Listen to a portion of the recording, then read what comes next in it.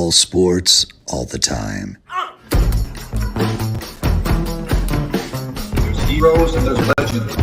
Heroes get remembered. Legends never die. This is the Spoken Podcast. Hold your ears, folks. It's showtime. I'm your host, Lance Twidwell. Man, that kid, he can ball, man. He can ball. Touchdown, Kansas City! Man with freaking Mahomes, baby! Let's talk some sports, because that's what we're here to do. You are tuned in to The Spoken.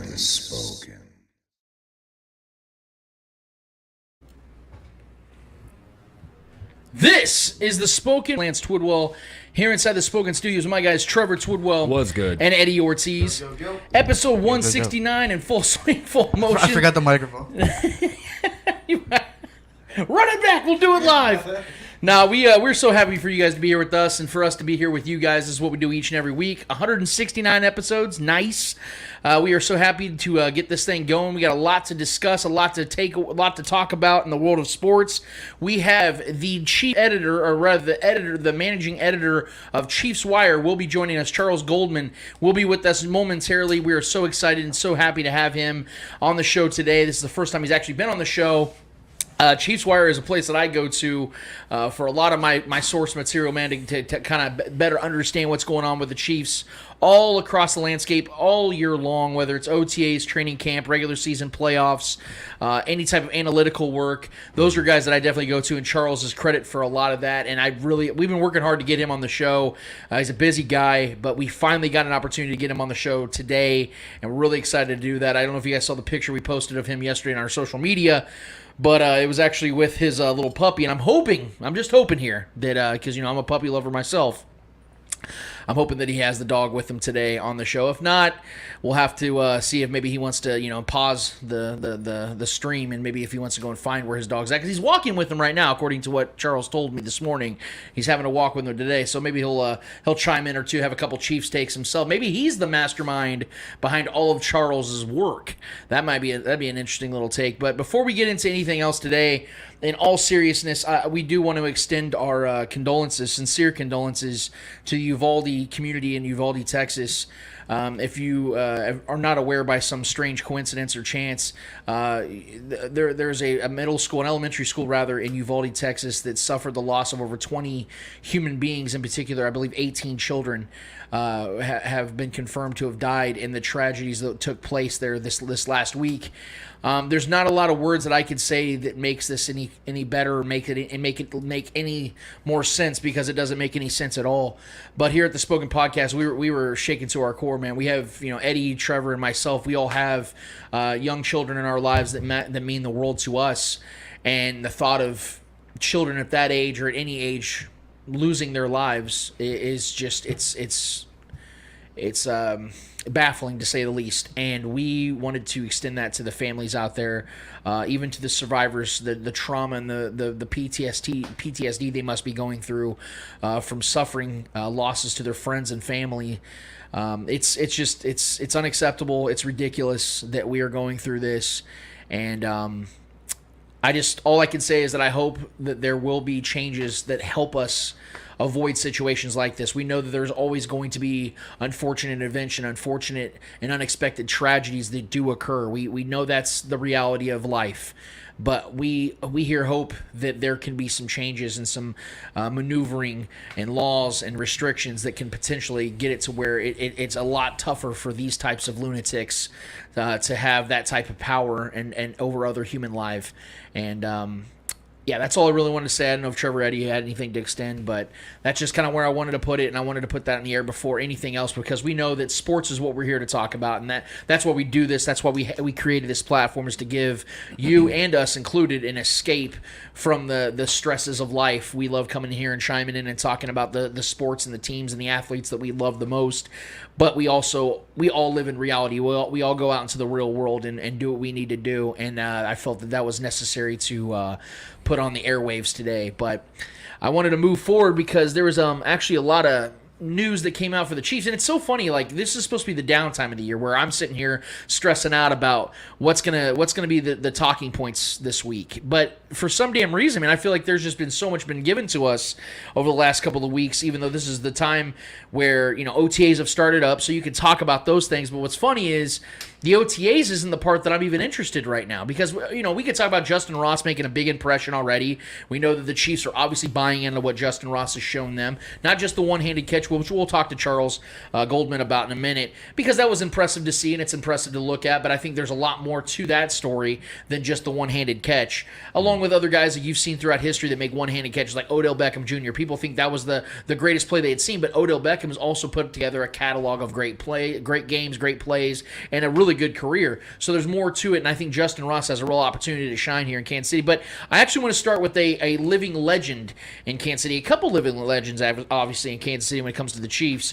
So this week we heard that George Kittle had made some comments about Travis Kelce and how underpaid Travis Kelce is, and he believes that Kelce should be paid better. Quote, "I mean, Travis Kelce, 6 seasons in a row, 1,000 yards," Kittle said via Pro Football Talk. "I'm pretty sure he has the most receiving yards over any wide receiver skill position in the last 6 years.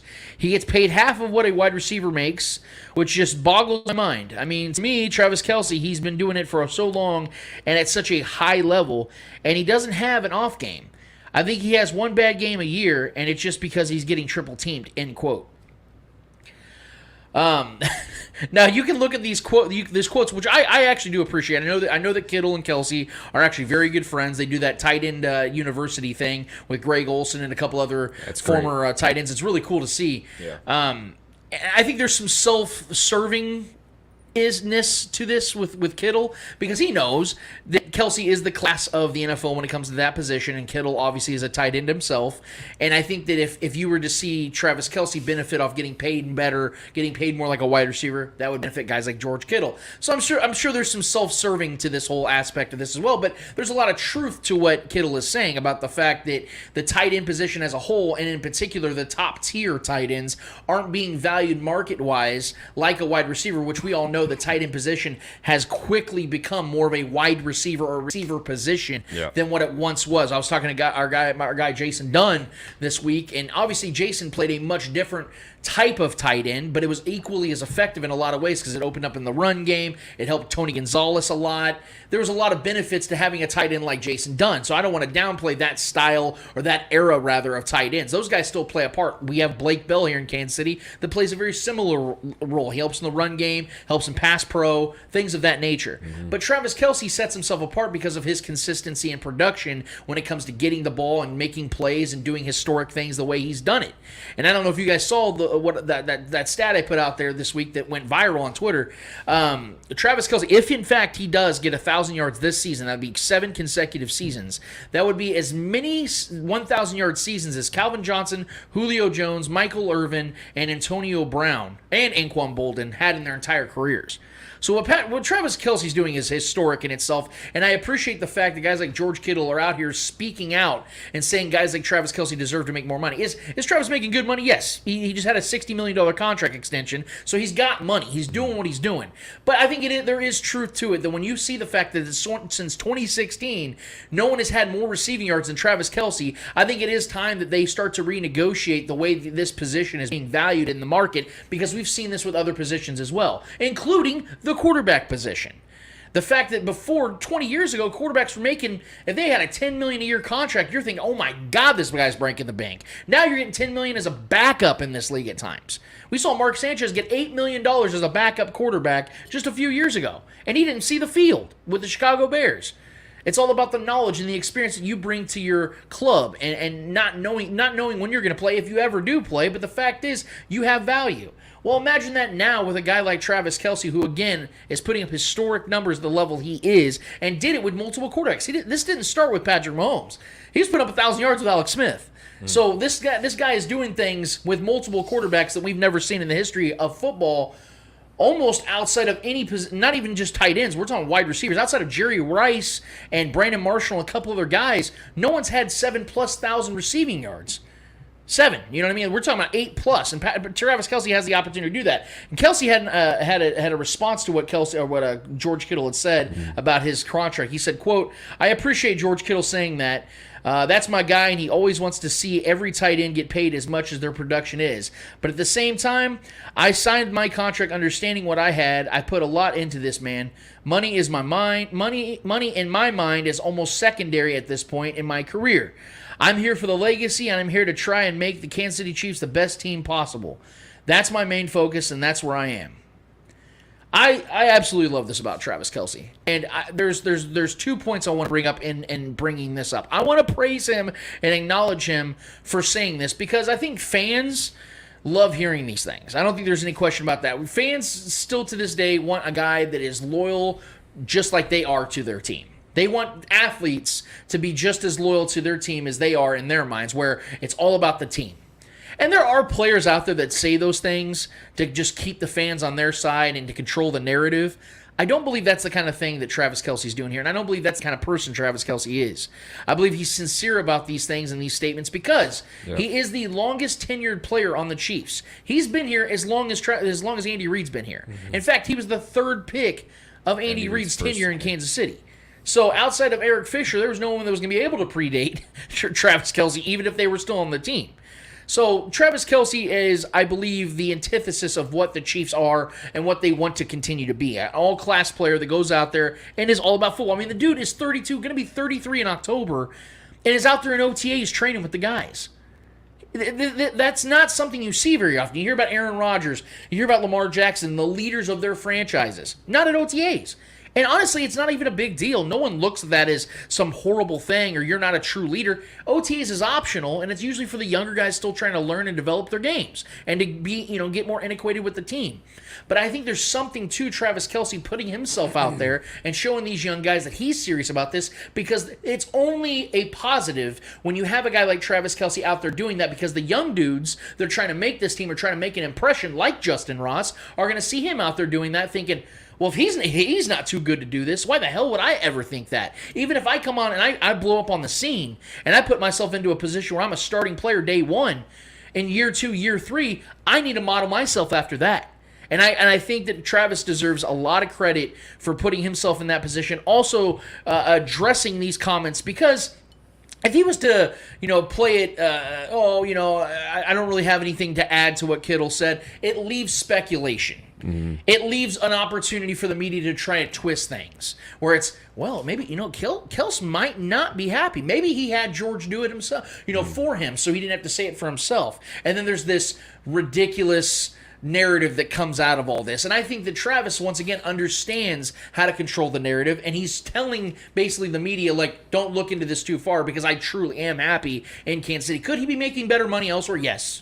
I do believe there's franchises out there that pay Travis Kelce exponentially better than what the Chiefs have. But does he have the situation that he has? And this is, I think, honestly, the difference between the two mindsets of Tyreek Hill and Travis Kelce. This is the second point I wanted to drive home, because it's not a diss on Tyreek Hill. We're all happy for him. I would be happy for Travis Kelce if at the end of that first, before he got this extension, if he said, oh, this team's offering me more money, I'm going to go there, because that's what I want. It sucks. We were all depressed as hell when Tyreek decided to, hey, I want to get traded. And the Chiefs obviously gave him what he wanted. It sucks, because you're losing an all-time great at that position in the prime of their career. It's never an easy thing to digest. But it's what they want, and at the end of the day, that is what this is about. It is their careers. I'm sure that there are people that watch our show that enjoy this. But if we decided to change things up or do something completely different, they may not like that. But no disrespect to anybody that views and supports the show, and we, again, appreciate all of you. This is what we want to do. This is how we think it fits better in our careers, in our lives, whatever it might be. It's no different for these guys. We have to constantly put ourselves in these guys' shoes. And I think that Tyreek Hill saw it as, this is my golden opportunity. I got my ring. I've put up historic numbers. I'm a borderline Hall of Fame player. I'm probably going to make the Hall of Fame. I have an opportunity to go out there and make record-breaking money. I'm going to do that. Travis Kelce, on the other hand, sees it differently. And I think that both guys should be respected equally for making those decisions, that the way they did and how they did and why they did. Because every man has their own decision to make. Every man has their own goals in mind. Travis and Tyreek have two different goals. I'm sure Tyreek still wants to win. But the realities of him winning at the clip that he was in Kansas City and now in Miami, it's not realistic. But I think that we are now seeing what Travis Kelce, how he wants to end his career, because I think he also has a great career in broadcasting after his NFL career. I think you've already seen him. Fox and these other networks have been trying him out, having him on the platforms, giving him an opportunity to shine with his personality. Yeah, I think those guys are both going to be leading the way. We've seen tight ends. Greg Olsen has got a full-time job with Fox. He's on Colin Cowherd shows like once a month. Tony Gonzalez has been on multiple platforms. It ain't just the quarterbacks. Troy Aikman, Tom Brady, Tony Romo, those guys are getting all the big-time dollars, but Shannon Sharp and Greg Olsen, and these guys have gotten jobs. And Travis Kelce, to me, has the better personality of all of them. And that's what it's all about, is having that personality. We talk about the NFL on Fox team with Terry Bradshaw, Jimmy Johnson, Howie Long, and Michael Strahan. Well, those guys are getting older. And eventually one of them or two of them, a couple of them won't be there. They got to fill those roles. And I think that Travis Kelce might be one of those guys one day. I think that Jimmy Johnson, Terry Bradshaw, they might have a couple more years. And I think that Travis Kelce's got a couple more years in the league. I think that we could see something like that present itself. And I think that winning helps that second career. Getting record money is going to help you no matter what you want to do, and I don't think Tyreek's going to pursue a career in broadcasting after his NFL career. That's just my hunch, but I am almost certain Travis Kelce's going to. And winning and staying in Kansas City while still making really good money is going to benefit him for that next act, and that's what I think is happening here. And I really appreciate, again, what George Kittle said about Travis, but I appreciate even more so what Travis Kelce said in regards to what he's doing here in Kansas City, why he's here in Kansas City, and I think this is going to be a significant ripple effect on this team this season because there's so many unknowns. This team is basing themselves off a lot of unknowns, but there needs to be those veteran presences in that locker room to steer these guys into success. And I don't think there's a better person out there for the job than Travis Kelce himself. Yeah, I mean, and two, he knows that this is a winning culture right here, and going to another team, a new environment, new players, new quarterback, who knows if the chemistry will be there, who knows how long it'll take to build chemistry, you know what I mean? So I don't think it was ever in Travis Kelce's thoughts to ever leave here anyways. I think the relationship he's built with Coach Reid is a unique situation. The patience that Coach Reid had with him, becoming a development type of player, and then arguably becoming the greatest tight end to ever touch the gridiron. It's been a special thing for him, and I think he wants to ride it out into the sunset. I never envisioned him going anywhere else. He's just one of those lifer kind of guys. He always had that vibe to him. So I know he wants to win more here. I know he wants to bring some more jewelry here, and I think that he has a good chance to do that here with Patrick Mahomes. And he, who knows, he might see something special in this next group, this next wave, this next chapter of the Chiefs' kingdom. So yeah, I mean, I expected nothing less from Travis Kelce. The quote definitely, like I was telling you the other night, was swooning Chiefs fans. So yeah, I mean, it was definitely nice to hear that from your star tight end. That he, the love he has for, and the love he's getting outside from other sources, from other tight ends, other players in this league, thinking that he deserves even more than he's getting, which is true. But the fans, I can speak for most Chiefs fans, if not all. We are forever grateful for the impact and the play that he's produced. In a Chiefs uniform. He's been a special player, and I still think he's got a good few more seasons left at dominant performances and dominant seasons statistically and just overall just play and success here in Kansas City. So, I mean, what much more can you say? I mean, the guy is a class act. And it's crazy, too, from where he came from, being that fiery, hot-headed guy. That's my favorite thing about Kelce is the evolution of him over the years. Getting the penalties over and over and taunting, getting in refs' faces and getting into scuffles and all these things. And then getting into scuffles with his own coach in the sidelines here and there. I mean, he still has that same fire. He's just kind of aimed it in a different direction. He's become that veteran. Now he's become that voice for this locker room. Being the longest tenured player in this team, he's almost become one of those player coaches now. And it's just cool to see that gradual maturity and a maturing process of Travis Kelce. Not only it's not like he's some just random player that's just like a solid player, but it's like a really good guy for the locker room. He's an incredible guy for the locker room, maybe the best guy for the locker room at this point, and he's arguably the best weapon on the offense. Yeah, you know what I mean? So like it's cool to have that duo, that dynamic within one player. That's rare to find. A lot of times star players tend not to be that voice. A lot of times it has to come from one of those gritty kind of glue guys. Yeah. but it's not. He's not a Jared Dudley on this team. He's Travis Kelce. He's arguably the GOAT at that position, and he's that much of an impact in the locker room. So I'm forever grateful. I'm just trying to enjoy all the years he has left here. That's my guy. So the quote was great. George Kittle's love was great. Looking forward to this season. Not much to add to you guys. I mean, what else can be said about Travis Kelce? We all knew who he was and what kind of player he was and what kind of player he wants to be. He's getting older in age, so obviously we as the fan base and obviously him see the end, of his career coming close. It's getting closer. So at this point, I think it's more important to him to be with the team that gave him everything. That supported him throughout his entire career. He's dedicated his entire NFL career to one team. So him being loyal to that team, it's very, very telling of what kind of person he really is as a human being. He's such a great person. And I'm with you. If there was another team that would offer him more money and he wanted to leave and, get his payday, good for him. You know, that's what you play in this league for, man. You play in this league to play the game that you love, but at the same time to have your family set for years to come. So, I mean, not much you can say about that. I love how you said that. You play this game, you join this league, you do what you do in this league to achieve whatever goal it is that you have in mind. Some guys, it really is about winning. They want to win as many games as possible, build a legacy, be able to be in the history books, all those things. And there's some guys it's more on the, hey man, look, my family did not have money. And I want to be the one that changes the trajectory of my family for generations to come. Both are admirable, man. And I love the fact that, like, this offseason, we've gotten to see the extremes of both. That the Chiefs had two guys that won together, that achieved great things together, but had two different mindsets. And they're both greats. They're both admirable men to do what they did for both themselves and for their families. Because at the end of the day, they're the ones busting their ass. So if it's about themselves, that they have just a goal in mind to take care of themselves, that's freaking awesome. But Tyreek's a man that has a family. He's got a fiance. He's got a son. He's got a couple children, I believe. He wants to go out there and make as much money for them. I love that. I think that's great, man. So I just wanted to throw that out there because I thought it was a great, awesome story that we've heard from both veteran players this offseason, and I respect both. I'd still love to have Tyreek on this team, but I'll gladly keep Travis Kelce as an alternative. But there's also something else I wanted to bring up when it comes to another legend here in Kansas City. If you haven't heard from the Chiefs quarterback's name's Patrick Mahomes.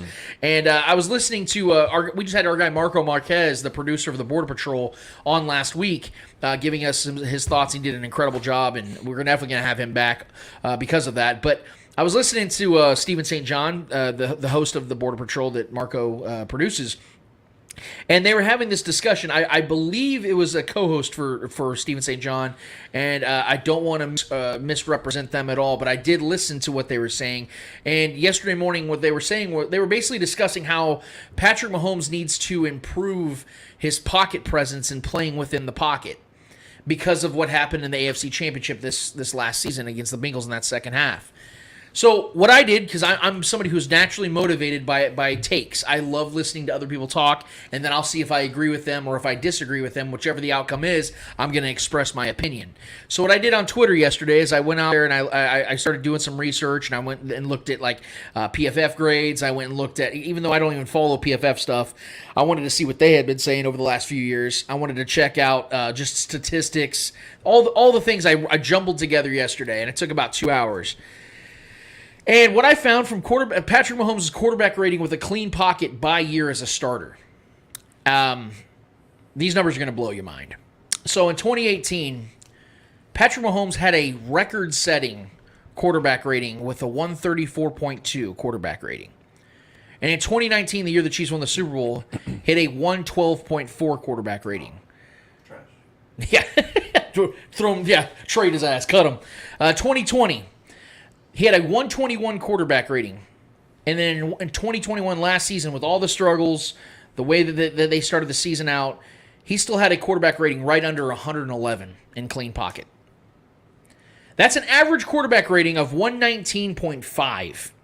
And just to make a comparison, that's 14 points higher than the highest quarterback rating of all time that is also owned by Patrick Mahomes with a 105.8. I'm not here to dismantle or disrespect anybody's opinion.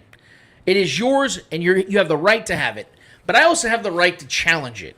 Because I think what's happening here in Kansas City in particular, the national guys are always going to say what they say. And I love and I enjoy dismantling those opinions as well. But it's almost disappointing to have people that are on the ground level here that have watched the spectacle and the magnitude of what Patrick Mahomes has been for 4+ years now and nitpick his game to that degree. I find it magnificent almost. Because you're sitting here saying that those numbers aren't good enough, essentially. Did he struggle in that second half against the Eagles? Yes, he was horrible. He was terrible in that second half. He overthought everything. He was inaccurate. He made mistake after mistake after mistake. And he played a large part in why the Chiefs went sent packing that day and didn't play in the Super Bowl against the Rams. He played horrible. But what's so funny is how quickly we forget how he was just a quarter before that and the previous 10 quarters.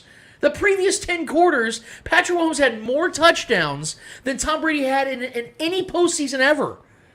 The most touchdowns Tom Brady has ever had in a postseason was 10. Patrick Mahomes had 11 in those 10 quarters. And I think that what we're doing here is we're playing what have you done for me lately to the extreme. And because Patrick Mahomes has been so great for so long now, if he's not perfect, we almost criticize or demonize him for that fact. And I'm not trying to just sit here and defend his honor because he doesn't need me to do so. He's going to have 12 to 15 more great seasons. And the Chiefs are going to win more Super Bowls and get to more Super Bowls. And yes, that did hurt the fact that the Chiefs didn't get back there. They should have been in the Super Bowl last year. And Patrick Mahomes should have played better. But when you look at the numbers of how well he's played in the pocket, and granted, yes, Patrick Mahomes should improve his game. He's going to constantly improve his game. It's like playing guitar. You're never going to master the craft. You're going to have to constantly get better. But how much better could Patrick Mahomes possibly be? That's the thing I want to know. I remember just 5 years ago, man, we're sitting here looking at Alex Smith as the Chiefs quarterback and thinking, man, if we can just get a little bit better, if the Chiefs can just get a little bit better at quarterback, they can get in the Super Bowl. They could potentially win the Super Bowl because they have the roster, they have the coaching staff, they just had a quarterback that's a little bit better. Patrick Mahomes is astronomically better than Alex Smith could have ever dreamed of being. And now we're sitting here nitpicking what he was in the pocket this last season or throughout his career. Well, history tells me that he is historically great in the pocket, and history tells me he's historically great, period. So I think these are off-season conversations that are just being had. I don't think we would have these on a normal basis throughout a football season. I know he had his struggles last year, but those were literally his first struggles of his career. He has more 3-touchdown games in his career than 0-touchdown games in his career. In fact, it's twice as many 3-touchdown games as 0-touchdown games in his career.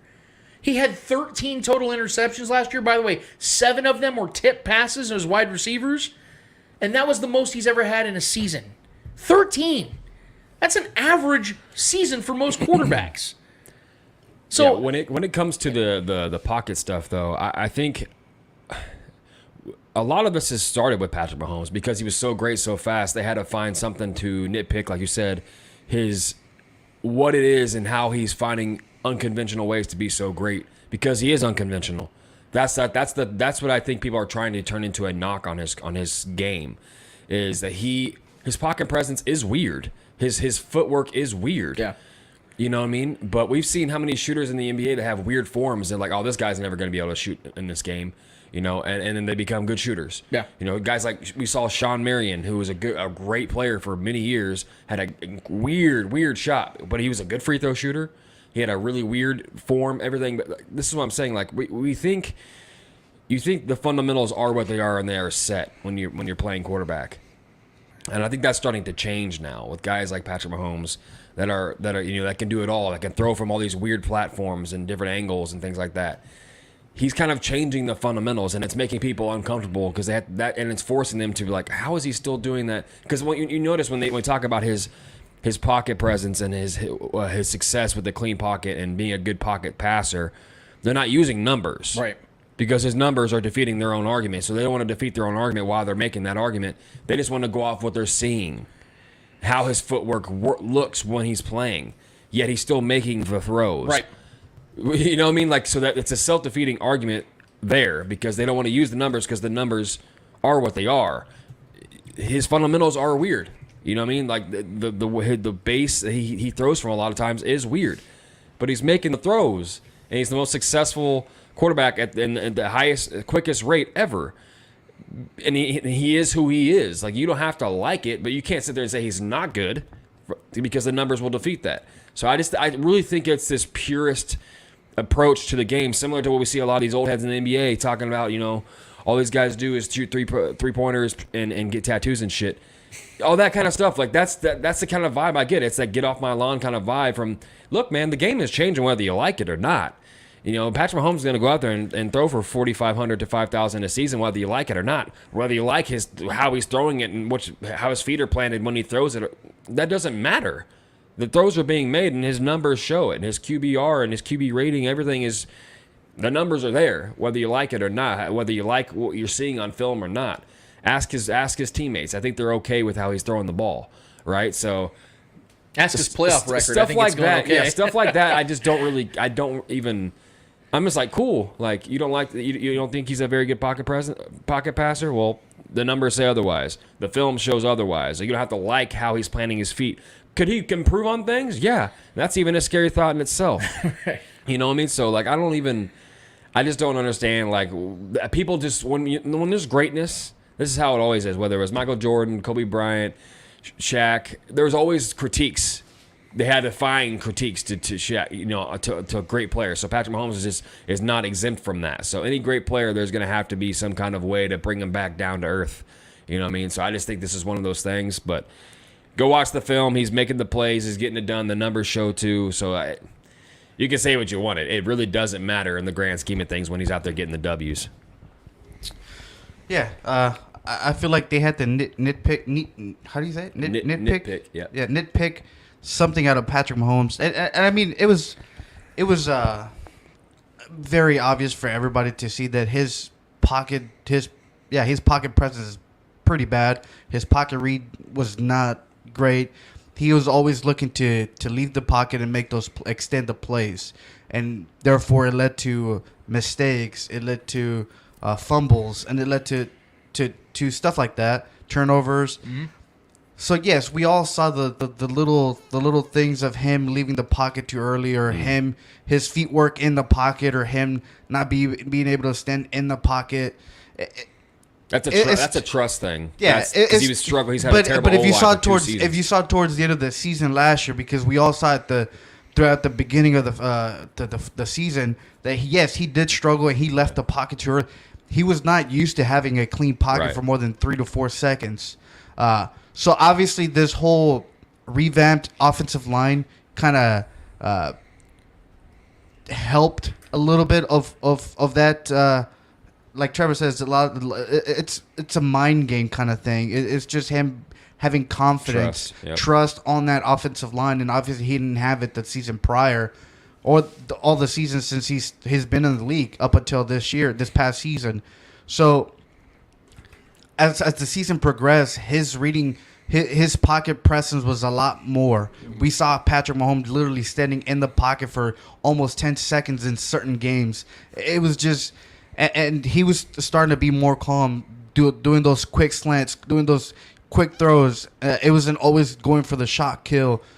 So I like how Patrick Mahomes adjusted to obviously what we all saw. But again, the media and about all those critique out there of the game, they have to find something to critique him in, and that is the only thing that they have on Patrick Mahomes is his pocket presence. Well, man, remember all the almost interceptions they were talking about? Yeah, the new what was that PFF new yeah, almost interception. And again, even the interception aspect, again, over half of his interceptions last year were tip balls. Yeah. By Tyreek Hill. Yeah, I mean, 4 of them were. Yeah, 4. Four of So them were even if Tyreek Hill. even if you take away 4 interceptions last year, he still has under double-digit interceptions with almost 40 touchdown passes. Yes. That's Aaron Rodgers-esque. That's what Aaron Rodgers does for the last decade plus.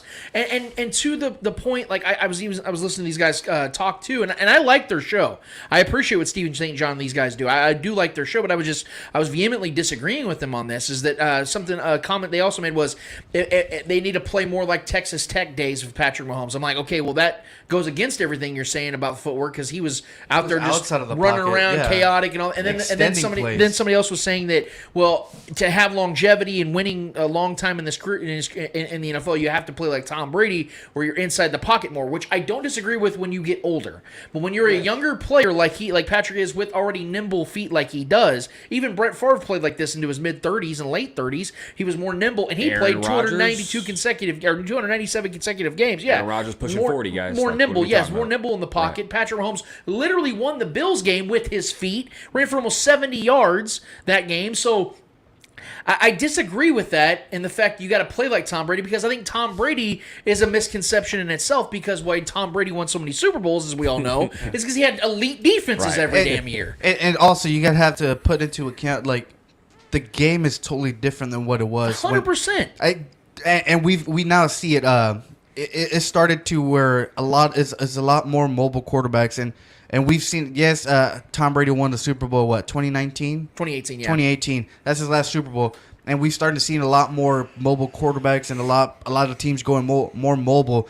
And we've seen, no, it was 2020, right? No. With the Bucks, yes. Yeah. The Patriots, he won the last Super Bowl. I know what you meant, though. Yeah. Yeah, okay. Yeah, so it's starting to move away from those quarterbacks that just stand in the pocket and make the plays happen. It's going away. It's going towards. It's kind of like the 3-point thing for the NBA.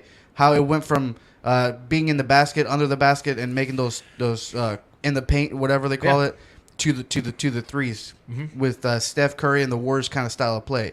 It's kind of the same with the NFL. It went from quarterbacks being in the pocket to now having to have a quarterback that's mobile enough to extend drives, because if you don't have that now, More skill set. it's more. If the defense is more like Trevor said, there's more skill set to the defense now. Yeah, gone So- are the days where if you don't have a star quarterback in this league, you're not winning You're Super not Bowl. winning- Well, and, Exactly. and more so, at this point, it's like you're saying, Eddie, it's dual threat quarterbacks. Because outside of Tom Brady, all the best quarterbacks in the league are guys that can run, that can create plays on their feet. Yeah. Every single one of them.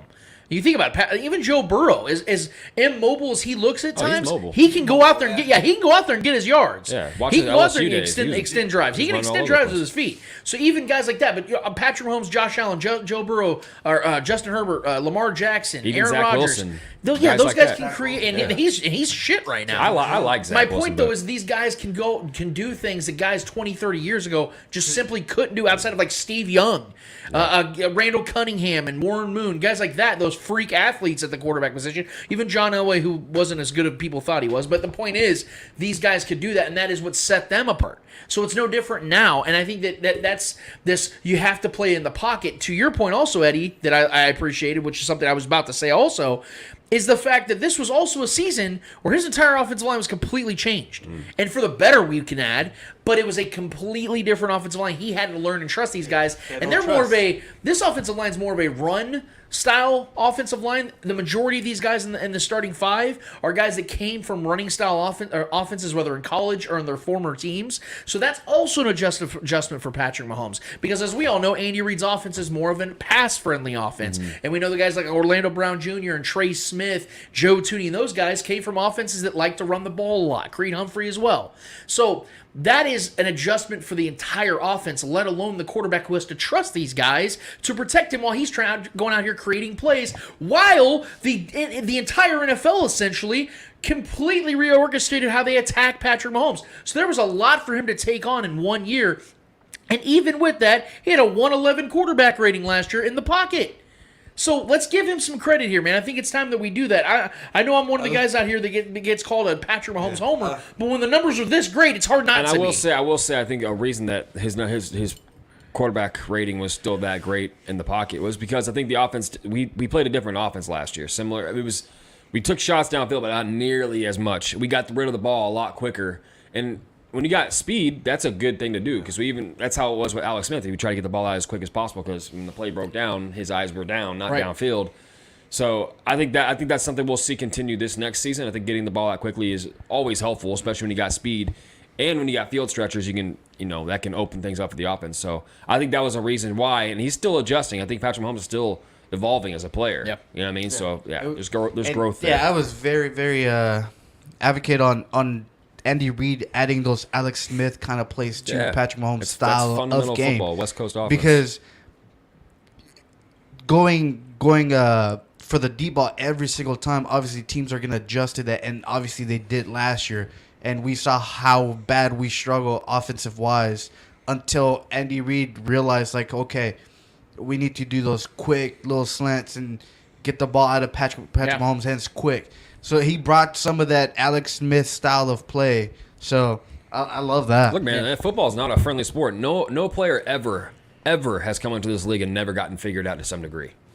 Ever. Like, as great as Patrick Mahomes is, as great as he changed the game, especially he changed the culture here in Kansas City, there's going to be defensive coordinators. There's going to be schemes that are going to be difficult for him. They're going to figure him out to a certain degree. Not entirely because he has the intangibles to overcome certain things, whether you think you got him or not, or you got him in a gotcha moment or not. Patrick Mahomes has that will and that sheer talent to overcome certain things. But this game will catch up to you. This game will figure you out. Defenses are smart. And it's a part of growth. It's a part of evolving. He's hitting his. He didn't have a slow start. That's what I'm saying. This is what's so different about Patrick Mahomes' career, is he started off just shooting out of a rocket. You know what I mean? So like his trajectory is going to be different. His shortcomings are. I don't even want to call them shortcomings, but they're going to come in areas where most people have them. Year 1, year 2. You know what I mean? So he's going to be all right. It took 4 seasons for Patrick to get figured out, quote unquote. Yeah. Right. So fair points all across the board, man. That's where I'm at. Now, we have the pleasure of being joined by somebody. He's been the managing editor for Chiefs Wire since April of 2018. He's covered the Kansas City Chiefs since 2016 with credits and features across the USA Today network, and he is a member of the Pro Football Writers of America. He graduated from Lake Forest College in 2012 with a bachelor's degree in communications and anthropology.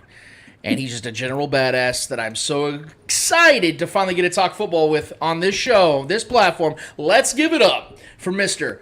Charles Goldman. How we doing, Charles? How's it going, Lance? Thanks. That's a hell of an introduction. And plus, you guys used a special show number for me, 169. Hey. Come on. You got to keep it nice around here, man. You know what I mean? And you coordinated with me. I think that you knew. I think you were counting the episodes, and you're like, that's the one I want. You know what I mean? But yeah, let's leave it at that. Well, first and foremost, Charles, thanks for joining us today, man. What I like to do is I want our listening audience, our viewing audience, to really know the person. So that's where I want to start. How did you get involved with Chiefs Wire? How did you get involved? I know we obviously read off your credentials here, but what was the motivating force, the driving force for you to really get into this? Did you grow up a Chiefs fan? Just give us a general synopsis of what took place, man. Sure, yeah. Born in Kansas City, Missouri, St. Luke's Hospital. I lived there the first 10 years of my life. My family, my father, my uncle, my grandpa, grandma, everybody was a Chiefs fan. In fact, my grandpa played cards with Hank Strand, but that's probably a story for like another day. But and the Chiefs have always been a big part of my life. And my family, we moved to Albuquerque, New Mexico for work when I was about 10, 11 years old. And Albuquerque, they don't have pro sports teams, right? So no, but you did have Breaking Bad. That's pretty cool. Well, yeah. Actually, fun fact: my parents lived right around the corner from I think it was like Jesse Pinkman's house that they filmed it at in Breaking Bad. They always have the tours go by in like the RV camper. Yeah. They'll take like an RV camper full of people through our neighborhood.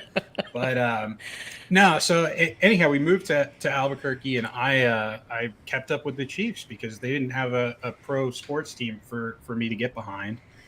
And it was just kind of interesting how I was able to, be a fan, and this was at a time when still like social media and all that wasn't really a big thing. So keeping up with it was a little bit more difficult. So, I had to find a way to get like a subscription to Casey Star and whatnot and get that all the way out in Albuquerque. It was fun though.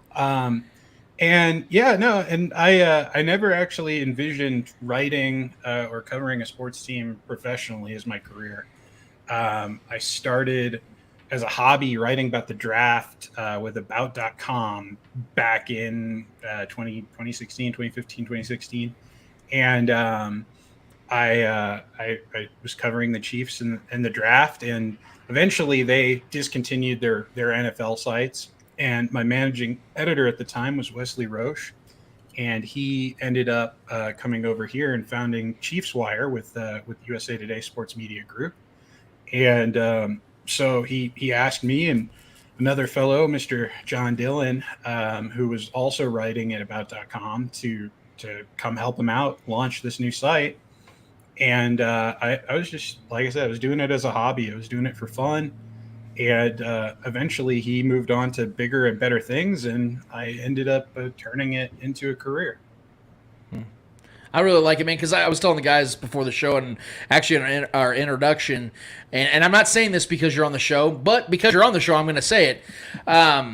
Chiefs Wire is one of those websites that I go to because I know that I'm getting adequate source material. You guys aren't one of these, we got you with the clickbait type of stuff. You guys are giving us honest opinions, honest facts. You guys are really just putting it out there and letting us digest it the way that we think that football should be digested. It's a very honest place, and I always know that when I go there, I'm going to get something that I didn't know before. In fact, when I was doing my draft grades on Karlaftis and McDuffie and all the guys that the Chiefs drafted in this draft class, I went to you guys first, and I ended up just sticking there and taking a lot of your quotes and crediting you with a lot of the quotes that we used on the show, man. So you guys are doing a great thing. I know you say he went on to bigger and better things, but I think you guys have big and bad things, big and awesome things at Chiefs Wire now, man. He went on to bigger and better things, and he actually ended up coming back, and now he's working with me. So it's fun. It's we're just like a big family at Chiefs Wire, and we all love the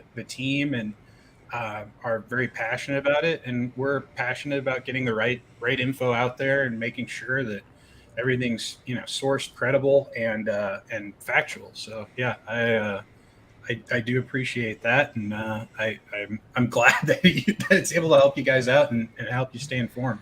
Oh, more than you know, man. More than you know. And speaking of facts, there's a couple facts that have been out here that you guys actually dropped out there when it came to Travis Kelce and George Kittle out there pumping his guy up, letting him know, hey, this guy needs to get paid better. Tight ends need to get paid better. And I'm sure that there's something that, George Kittle's doing here for himself, and before he gets to retire, maybe he'll get a big contract and tight ends will start being treated more like receivers because they're being utilized a lot like receivers in today's NFL. And Travis Kelce, I think I had some really good thoughts, some good sayings, and I believed what he was saying because Travis Kelce to me seems as an honest person that he is who he says he is and who he shows you to be. And when he said that he's here in Kansas City to help win games and this is where he's at and money is a secondary thing to him, he wants to win, that's his goal. I presented it in a way that it isn't to downplay what Tyreek Hill is or what his mindset is. In fact, I want to glorify both because they're two former teammates that won together, that produced together unlike any other duo really in NFL history. And they had two different mindsets this offseason. One was a guy that wanted to go out there and make record-breaking money, and the other guy is like, I'm good. I got my money. I want to stay here. I want to build a legacy here, and potentially his second act could be in, broadcasting, which more likely will be the case for Travis Kelce, whereas Tyreek Hill has other things. He's a family man. He wants to go out there and make generational wealth, even though Travis Kelce's done that, but at a higher degree. And I think both need to be respected, both need to be admired, because as our co-host Eddie said here, you come come into this league to fulfill your own goals, whatever those goals are, whether it's to win, and that's your ultimate goal, or you want to go out here and make as much money as possible. They both need to be respected. And I think that Travis being honest like that really gave us that perspective that it's okay to have one or the other if one or the other is more of your goal. Just give us a couple of your takeaways with the Travis Kelce comments, and what do you think that how his legacy is going to end here in Kansas City? Because we've had Titans here before. We've had George Bretts. We've had Patrick Mahomes and Lynn Dawson. But I think Travis Kelce's really put himself in that place where he is going to be one of those, the founding fathers, or, one of those guys that people always look at, the Mount Rushmore kind of guys. Yeah, I think you're right on the money with that. I look with Kelce's comments. I think a lot of people took it and ran with it and saw it almost as a shot at like Tyreek Hill and his mentality, but I didn't take it that way at all. I just think he's in a spot right now. It's different situations, right? Because Tyreek Hill he had a contract extension with the Chiefs, but he had the stuff going on off the field that kind of kept him from really getting the contract that he deserved at the time. So I think with Kelce, he's on his third. This is his third contract. Yeah. So they're at different spots, I think, in their career when it comes to the contract situation. Like I think Tyreek Hill's next contract, when he gets one, presumably will not be crazy record-setting money like he saw in this last one. And I think it's okay that they're at those different points in their career where they can kind of diverge on those two different paths. But Kelce, he's just he's incredible player, incredible person. I think we don't fully appreciate right now what we have. It's one of those things where you don't. I don't think you're going to fully appreciate it until he's gone and retired. And the people trying to downplay his production and just how important he is to this football team and their success on the offensive side of the ball, that boggles my mind. He's just he's a beast. The guy's up there with the greats, the Tony Gonzalez, Antonio Gates. He's like, his production is going to reach in certain areas. It's probably not going to reach the touchdowns that Gates had. It's probably not going to reach the yards that Gonzalez had. But there's a possibility he does too, because you got to look at Kelce. He's out here at OTAs right now. All right, he's grinding with the young players when it's all voluntary. He knows how to keep his body in peak shape, and he hasn't really missed a whole lot of games save for that rookie season. So I just think that if he can keep that consistent production up, if he can still, he's still going to be the same guy, in the locker room, off the field. If they can keep winning games, having success in the postseason, he's going to have a legacy, probably unlike really any player that we've seen in Kansas City so far. I like it. We saw that you guys had posted about Justin Ross, and we saw the incredible one-handed catch that was all over the internet. People were talking about it across the board, and rightfully so. This guy had an incredible breakout year with the Clemson Tigers out there in college. He showed that at the biggest stages he could play at a high level. Now we know that he's got some pretty significant injuries to overcome. We know he has spinal injury stuff. He's got things that he's got to overcome. But I think there is something here, man. I think that there might be something special there. I don't know if it's going to be this year. I don't know if it's ever going to be any year. But I think this guy's got the talent and the capabilities to do something special here in Kansas City if given that opportunity to do so. And I know that you posted an article this week about the catch was great, but there was more to it. If you could expand on that and tell our listening and viewing audience what you meant by that'd be great, man. Yeah. So Patrick Mahomes, he had kind of explained it. But it was kind of the fact that the catch was just like a normal thing for Ross, right? Like usually you make like a crazy catch, you see guys get a little braggadocious and like trying to hype it up and like, did you see that? Like, but Ross just went right back to the huddle, per Kelce and Mahomes. He didn't get hyped up about the catch. It was just like all in a day's work for me, Superman over here. But no, I I think with Ross, I mean, we mentioned that the injuries, the foot and the neck, back, whatever. Look, he wouldn't be out there and playing right now if they didn't feel comfortable and confident that he is recovered and capable.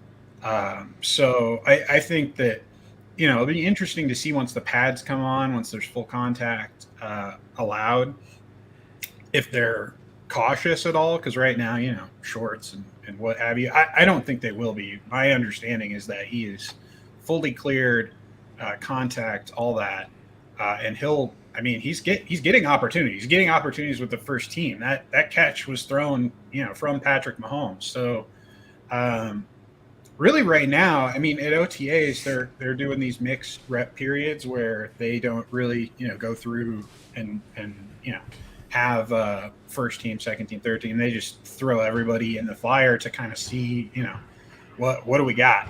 And so the you're getting guys like Justin Ross, the other Justin Watson. Patrick Mahomes was raving about him.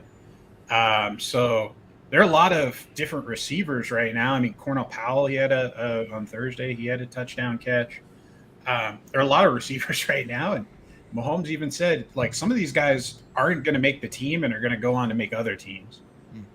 So I think that's a good thing. That tells you that this group's extremely competitive and that the right guys are going to come out of it.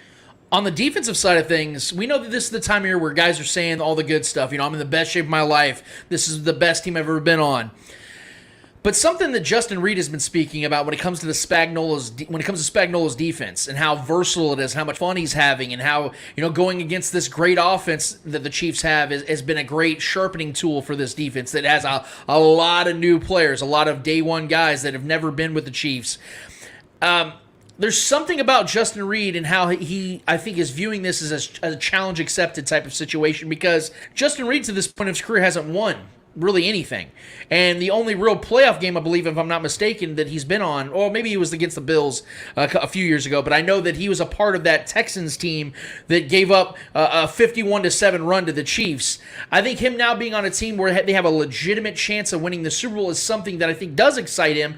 And a guy like him coming in here to be a leader, a captain of this defense, if you will, can lift these young guys and believe, because I like Travis Kelce buying into the OTAs, going out there and competing at 32, soon to be 33 years old, to me is going to lift some of these young guys on the offensive side like Justin Ross and some of these younger guys, Skye Moore, even Juju Smith-Schuster, who's trying to reconfigure his career. I think guys like Justin Reid coming in here and doing what he's doing and saying what he's saying is going to do that on the defensive side, especially when you consider the fact that we don't know what this pass rush is going to be. So we're going to need the secondary to be as solid as possible and give us as much as they possibly can immediately, because this schedule starts off hot. Charles, give me your thoughts on the Justin Reid situation. What are you expecting from Justin Reid this year? Yeah, I think he's really excited to be here. First of all, when you're on a losing team, that's like tough mentally, physically. Like it's hard to really get like amped up and to really like hone in and do your job, especially when there's like so many things going on, like off the field with Deshaun, and then like the coaching and front office drama in Houston. That stuff wears on players, whether they like to admit it or not, because they're just in it for the football, and some of that stuff bleeds into the football. And I think you're seeing like a reinvigorated player. I know like a lot of people are looking at his stats and whatnot. They see his PFF grade and they're like, I don't know about this. I don't know if this guy can come in and be, what Tyrann Mathieu was to the defense, or, what have you. But I think you're going to get the best version of Justin Reid in Kansas City. I think the coaching staff, he's basically come out and said it, that he undoubtedly thinks this is the most fun defense he'll have played in. But I just think it's probably the best type of system for him. Very hands-on in terms of the coaching staff, and really just the opportunity to be versatile and have these different roles within the defense kind of keeps you on your toes as a defensive player. And he's a smart guy. I think he likes that type of challenge. So I'm excited for Justin Reid and to see what he's got going on here, and then he's got another teammate from the Texans coming over too that I think is kind of in the same situation, Lonnie Johnson. And that's a guy that we need to watch out for potentially, maybe coming in and starting too, or playing a significant role. We know he can do stuff on special teams. He, picked up a punt block in that Texans game, that playoff game against us, and scored. So I think that those two guys, we're going to get different players than they saw at the Texans, just because of the situation. And I think that's going to be an eye opener for some Houston fans too, to understand, hey, like our culture, our organization culture has not been good. We're seeing these guys thrive when they go to different teams. It's like Mark Lane of Texans Wire. He wrote an article because, after the Lonnie Johnson trade, he's like, what is it that the Chiefs see in these Texans defensive backs that the Texans don't, and I think they're understanding that they have a culture and a system in which they can succeed. That's interesting. So we know that the Chiefs, in my opinion at least, I don't know how you feel, Charles, but I think the Chiefs have the best coaching staff in the NFL, especially after bringing in Matt Nagy. I think he was a proven head coach. He went to the playoffs twice with Mitchell Trubisky as his quarterback. I think that, to me, gets you plenty of credence and clout in this league. But he came back to Kansas City to help this offense. The Chiefs obviously have Andy Reid, who I think right now is the best coach in football. And then you have Steve Spagnuolo, one of the best defensive minds in football. And then there's Eric Bieniemy, who I think should have been a head coach years ago. But there's still a lot of criticisms out there about Eric Bieniemy, and one in particular, former running back for the Chiefs, LaShawn McCoy. And some of the quotes that he had basically was saying that the reason Eric Bieniemy doesn't have a head coaching job or hasn't got one to this point is because people in the league know who he really is. It isn't because he's a black coach. It isn't anything racially motivated. And then when LaShawn was pressed, this was on the Brandon Marshall's I Am Athlete podcast this week, he wouldn't get into it after that. He wouldn't go into further detail. Now, I don't really appreciate that from LaShawn, because if you're going to say something to that magnitude, you need to say it earlier in the show, not at the tail end, because you don't have to get into specifics.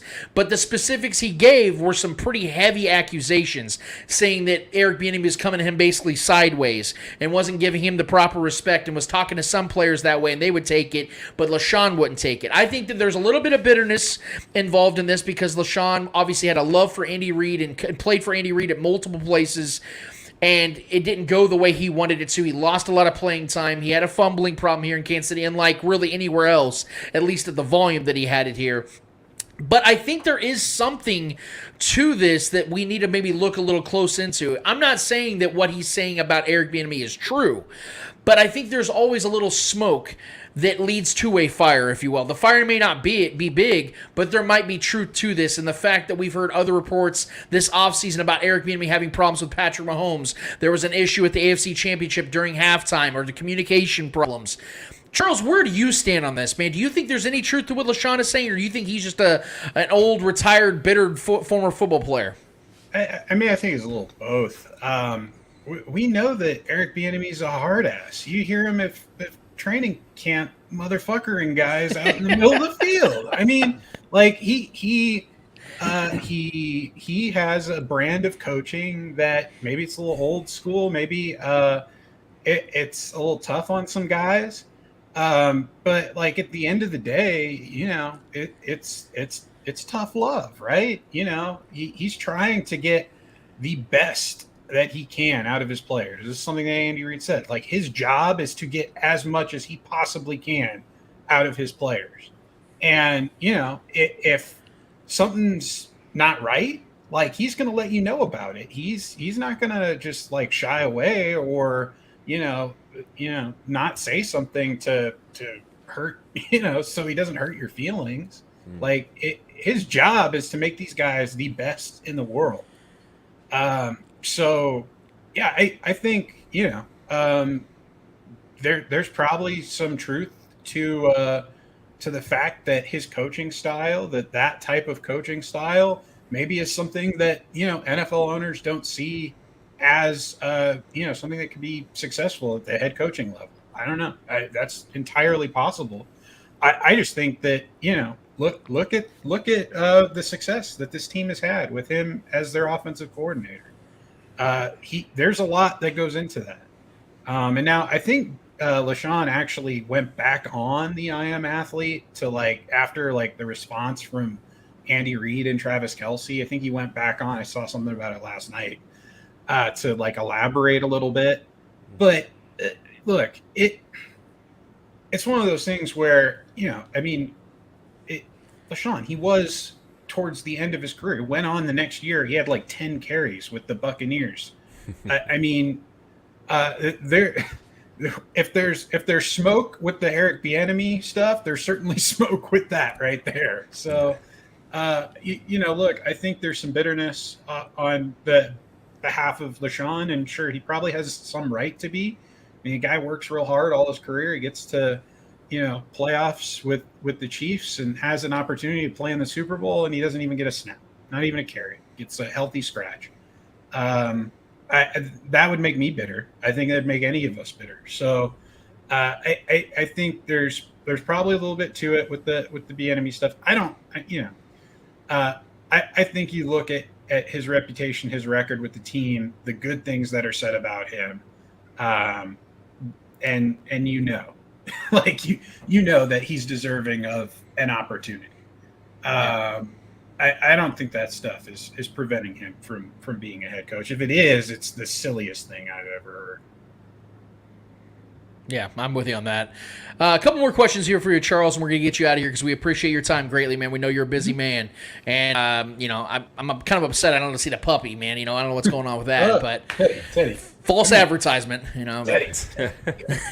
Is the puppy there? Yeah. There we go. He's angry. We're trying to get him groomed yesterday, and the groomer canceled. It's harder to get an appointment to get my dog groomed out here than it is to get my license at the MVD. It was easier to get a license. Oh, come on, Ted, say hello. What's his name? There we go. This is Teddy. Hey, Teddy. Oh, he's being a wiggle wart. He's a man. I just got 2 little Shih Tzu pinscher mixes puppies, man, and so we're loving them. But like I said, Charles, I want a couple questions for you and get back to Teddy.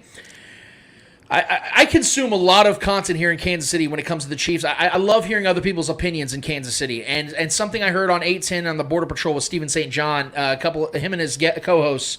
One of the co-hosts was speaking about Patrick Mahomes and how if he wants to have sustained success in Kansas City and win more Super Bowls, he has to play more like Tom Brady, where he plays within the pocket. And I agree with some of that, but then they went on to say that his pocket presence needs to be better, his footwork needs to be better. Now, I think that he has to get better. But I don't know how much better Patrick Mahomes can be. And it's a lot like playing guitar. You never actually master the craft. Jimi Hendrix, Stevie Ray Vaughan, those guys never mastered the guitar. They could always get better, but how much better could they possibly be? And I looked up the numbers from 2018 through 2021. Patrick Mahomes has an average quarterback rating of 119.5 in the pocket, in a clean pocket, where he's able to deliver the ball without any real problems. And for me, I think that it's nitpicking, especially when the fact that it's 14 points higher than his own record for the highest quarterback rating of all time. And so I think that we've gotten to a place now, just my personal opinion, where we've seen Patrick be so great that when he has a second half like he did against the Bengals, which was abysmal, purely abysmal, I think that we look at it and say, wow, this God can bleed, and now we need to kind of be a little more critical on him. I don't think that's the approach we need to take, but I want to hear your opinion on this, Charles. Yeah, Patrick has kind of set the bar too high, right? Right. That's kind of how I feel about it. But I think there is always going to be room for improvement, things he can do better. I think you look at the offense just last year, and what they wanted to do with these, explosive plays down the field, and how teams were kind of taking that away, and they weren't really able to adjust in the way that they wanted to. They didn't really have the personnel, right? So they didn't have the receivers they wanted to be able to kind of win in the short intermediate game, to force defenses to kind of come out of that too high shell. They probably could have run the ball a little bit more frequently, but we know it's Andy Reid. He likes to win through the passing game. So, that's probably going to be the MO for this offense going forward, even with great offensive line. I think maybe you'll see a little uptick in running plays, but I think with the new receiver core, they're a lot more well-rounded in which they can open up those deep passing plays for the team again. When they're playing that too high shell, they can attack the middle of the field with their, guys like Juju, guys like even MVS, Kelsey. I mean, they have a lot of guys who have that size who can kind of win over the middle of the field. Justin Ross now. And then, they still have speed with Mecole Hardman. They still have speed with MVS. So I think that the size of the receiving core definitely brings a new element to it, something that I think will enhance Patrick Mahomes' game a little bit. I think it'd be interesting to see one thing. Drop passes were a big issue for Kansas City and Mahomes last year. I'm curious to see how that changes this year. I know they've specifically targeted guys who don't have a lot of drops in their career in terms of the veterans they brought in. And, in the draft, they're getting guys like Skye Moore, who has like the biggest hands of any receiver in the draft, or like Justin Ross, who's just like, wins at the catch point consistently. So I think that we're going to see a bit of a transformation within the offense. I think that in and of itself is going to make Patrick Mahomes better. Yeah, I like it. One more question for you here, Charles. I loved the draft. I thought Brett Veach did an incredible job. I love that he went all in on the secondary. I didn't anticipate that. I actually thought they were going to attack the pass rush a lot more. Nevertheless, they went and got George Karlaftis, who I think is going to be a really good player. I don't know how effective he'll be in his rookie season. Usually rookies have to work their way in and then become what they will become and blossom into a great player potentially. And I think George Karlaftis has that opportunity. But I love the attack he had in the secondary and brought a lot of young talent, a lot of high motors, a lot of guys that aren't going to go out there and give up on plays, as Trevor, our co-host, said last week on the show about how he loves the youth movement. He loves that they're bringing in fresh guys with the mentality of let's make big plays, let's stop big plays, and let's win some games doing so. But I didn't like the fact that the Chiefs were so conservative in bringing free agent veterans to this team, because I feel that's still a necessity, especially with a young team. The Chiefs have a very young roster, a very cheap roster, a very impressionable roster that needs veterans to lead the way. And I felt that getting guys like a Melvin Ingram or a James Bradbury, and there's still some names out there, so we could see that change. JPP still out there, and Ndamukong Suh, I believe, still out there. There's names out there. But I felt there were some guys that the Chiefs missed on or could have worked harder to get to bring into Kansas City or keep in Kansas City to help these guys steady along the way and help them get better faster, if you will, learn the game faster, if you will, because it's always nice to have that coach on the field. There's a lot of value to that. Do you agree with the way the Chiefs approached this offseason when it came to the veterans in particular, the draft in particular, and if there were any moves that you would have made differently, what would they have been? I don't know if I would have made any different moves. I would have loved to see at least a little bit more smoke that they were in on the market for maybe one of the big name veteran pass rushers. But I think that just the market for that kind of exploded in a way where they could not be competitive. But at the same time, I think, we have to give Brett Veach a little credit for his evolution. If you look back to kind of that first year where he was in charge of things, I think you can kind of point to a little bit of anxiousness and impatience almost in his strategy and, in not only the NFL draft, but free agency, going out, maybe trading for Frank Clark really early. I think he's kind of learned that patience kind of pays off a little bit more than the desire to go out and fill these needs immediately, because there are still going to be opportunities for them to improve areas of the roster, be it the cornerback position or defensive end position or wherever. I was talking earlier about how the receiver group, how Patrick Mahomes is like, we're going to have guys who are going to go and make other rosters. Like, we have that many good players. That's an asset right now. There could be a team that suffers a significant injury during training camp or the preseason, and they're looking for a receiver, and maybe they have a surplus of edge rushers, and maybe all of a sudden, a veteran or someone they like that they have becomes available to them.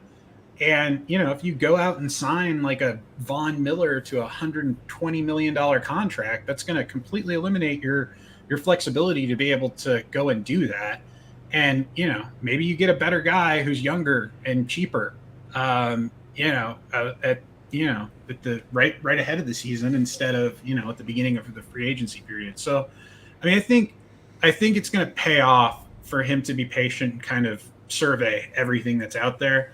And I think he's also, there's a level of comfort that he has, you know, playing some of these young guys. I think they like what they did in the draft. I think they like what they did in free agency. I think they have an idea that, you know, some of these guys that they had last year that weren't able to contribute, like Joshua Kando and Malik Herring, I think they have an idea that, hey, those guys can contribute. I think that the coaching staff has a ton of confidence in a player like Mike Dana to come in and play meaningful snaps for them on the edge. He's improved every year he's been here. So I think, you know, that's a natural kind of evolution for that type of player. And just thinking about it, I don't know what I would have done differently. There were a couple pass rushers that I felt in the draft that I kind of liked more than Karlaftis, but I didn't really, you know, one of my favorite things is going to the NFL scouting combine, getting to kind of know these guys a little bit and listen to them speak. I didn't get that opportunity this year. So I didn't really know a lot about Karlaftis, the person, and just hearing him speak, hearing what motivates him, what drives him. It's easy to see why he was a first round draft pick, why they liked him a lot. I'm kind of surprised that he lasted as long as he did, you know, especially you look at like Pro Football Focus, they're projecting him to have the second best edge rusher season of this first round rookie group to Aiden Hutchinson. So I think that, you know, when you land players like that, and we can even look at like Trent McDuffie, like that's a player that wasn't even on my radar because he didn't really meet a lot of the thresholds that we've seen for Steve Spagnuolo throughout his career. He was a player the Chiefs didn't even think they could draft. You know, there are a couple teams like that. There were a lot of players that were like available at certain spots, and they're like, wait a second, I didn't think this guy was going to be here. I think the Bears did the same thing with Kyler Gordon, with McDuffie's teammate. But I think there's a certain way that they went about the draft this year that's going to pay off, which was looking at the value, right? Finding these guys who it's like, why are they available? Leo Chenal at 103, man, I think that one's gonna turn out to be one of the biggest steals. That guy is a monster. And you know, Steve Spagnuolo, he loves linebackers who can blitz and blitz well. And this guy, he's an animal when he blitzes. So there are a lot of moves that I like. Skye Moore, I know we haven't heard a lot of hype about him so far. He was one of my favorite receivers in the draft. I know there wasn't a whole lot of tape out there from Western Michigan. I got a little bit of stuff that wasn't out there, some practice film where you can just see him, you know, one-on-one against a guy in press and just the types of releases and ways that he could beat him. Oh man, this guy, he's fun. He's a fun player, and I think that type of thing is going to translate to the NFL pretty quickly. I think they did a heck of a job, and you know, I don't think it's over. Right, there's still a lot more that they can do with the roster in a short amount of time to improve it, to make it better than it even is right now. That's some good shit, man. Charles, you just laid it out. That was perfect.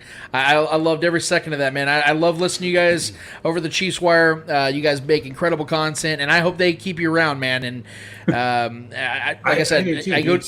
What'd you say? I said I do too. It pays the bills, baby. It pays the bills. That is the managing editor for Chiefs Wire, Charles Goldman. Hey, let's talk about one more thing. No, go. Before we go, I know the Orlando Brown Jr. stuff, right? That's come out recently about him wanting to be the highest paid. Yeah. I just want to talk about that because people are really reacting, I think, in a negative way to that, and they don't need to be, because, you know, that the highest paid, quote unquote, is not necessarily the best or whatnot. It's just the most recent guy to get paid in the NFL. That's just kind of the way it works. And the Chiefs, by placing the franchise tag on Orlando Brown Jr., they already have set his market in a certain way just by doing that. So, and look, being the highest paid right now, I mean, we look at Patrick Mahomes' contract right now, a couple of years down the line, it's an absolute steal. So I think there are going to be ways that with his contract, which I fully expect to get done. He wants to be here. The Chiefs want him here. Patrick Mahomes loves him. He loves Patrick Mahomes. Like there's no reason for this to go sideways unless he's asking for an astronomical amount of money that they just can't do. But I think they've already prepared, and that's also one of the reasons you haven't really seen a lot of action in this kind of second wave of free agency, is because they're kind of waiting for things to play out with Orlando Brown Jr. to know how much money they're going to have this year, next year, further down the line, et cetera, et cetera. But, there's a lot of ways that you can make him, quote unquote, the highest paid, whether that's, most guaranteed money, biggest average per year, whatever. And there's a lot of ways that you can, kind of offset that so that it works for you, whether that's, fake years on the contract or, whatever, with the void years, or, the way you arrange the money. And it just in my experience, seeing, the staff that handles the contracts under Brett Veach, I think Chiefs fans should be confident and not too concerned when they hear highest paid thrown around. Yeah, and I'm glad you brought this up, Charles. And I wanted to add to that, because this is something I've been staking my flag in when it comes to Orlando Brown. First of all, the reason I've been so confident that he's a long-term, the Chiefs view him as a long-term solution at left tackle, is because of what they gave up to get him. Like that's first and foremost. I look at the way the Chiefs treat Frank Clark, even when he's been damn near ineffective completely. They still keep him around. They still view him as a prized commodity at some level, because, in my opinion, they know what they gave up to get him, and it's very similar to what they gave up to get Orlando Brown.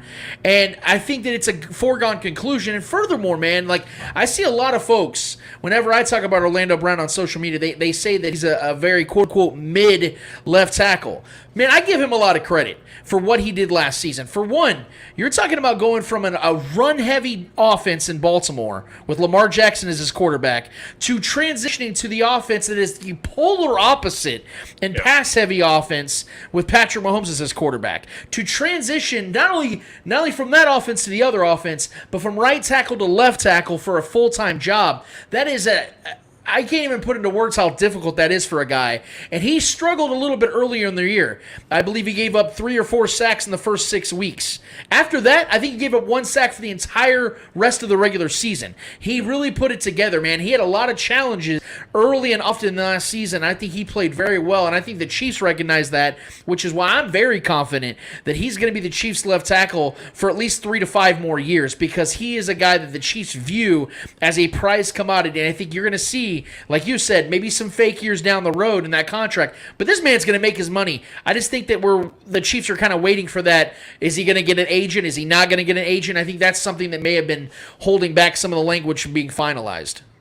Yeah, well, they haven't even really spoken yet, because it's whether he's going to get or not get an agent. So there's been no exchanging of numbers, like all this stuff out there about the highest paid. It's either coming from what his mentor said in kind of like a almost like rant-like way, where he just kind of listed off a lot of things that Orlando Brown wants to become. Wants to win championships, become Pro Bowl player, all pro player. He wants to be the highest paid left tackle. I don't necessarily think that was a serious proclamation. And then Armando Segura, I can't pronounce his last name. I'm sure that whatever source he was speaking to was probably either reemphasizing that or just reading the tea leaves, which next player to get paid is usually the most the highest paid, most expensive. That's just the way it works in the NFL. look at the tight end contract for David Njoku yesterday.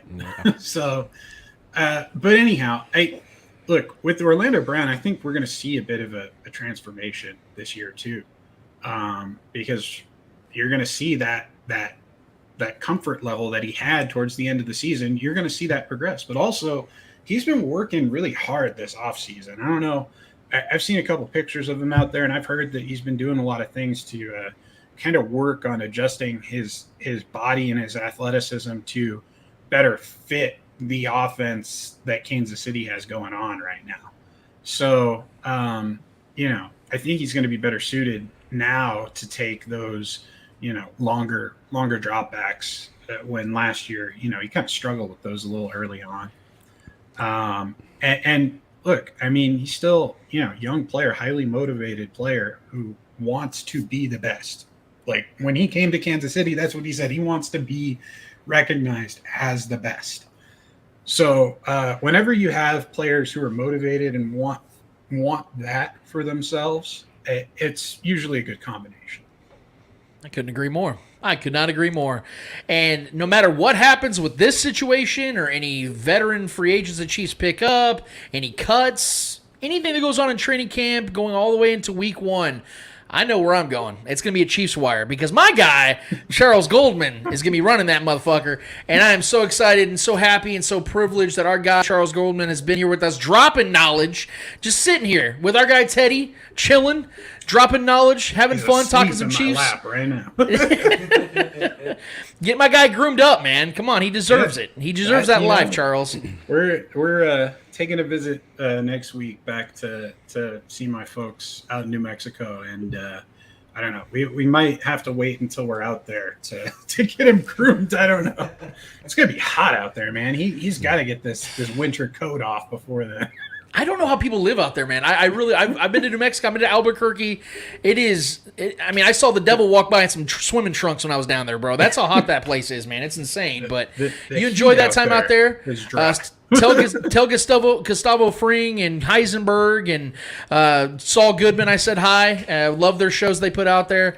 But in the meantime, keep crushing ass, man. You're doing an incredible job over at Chiefs Wire. You are a Pro Football Writers Association member, and I hear thanks for putting that out there too, because you reminded me I got to pay my dues for the FWA, man. I think that comes up every June. I got to make sure I'm still a member.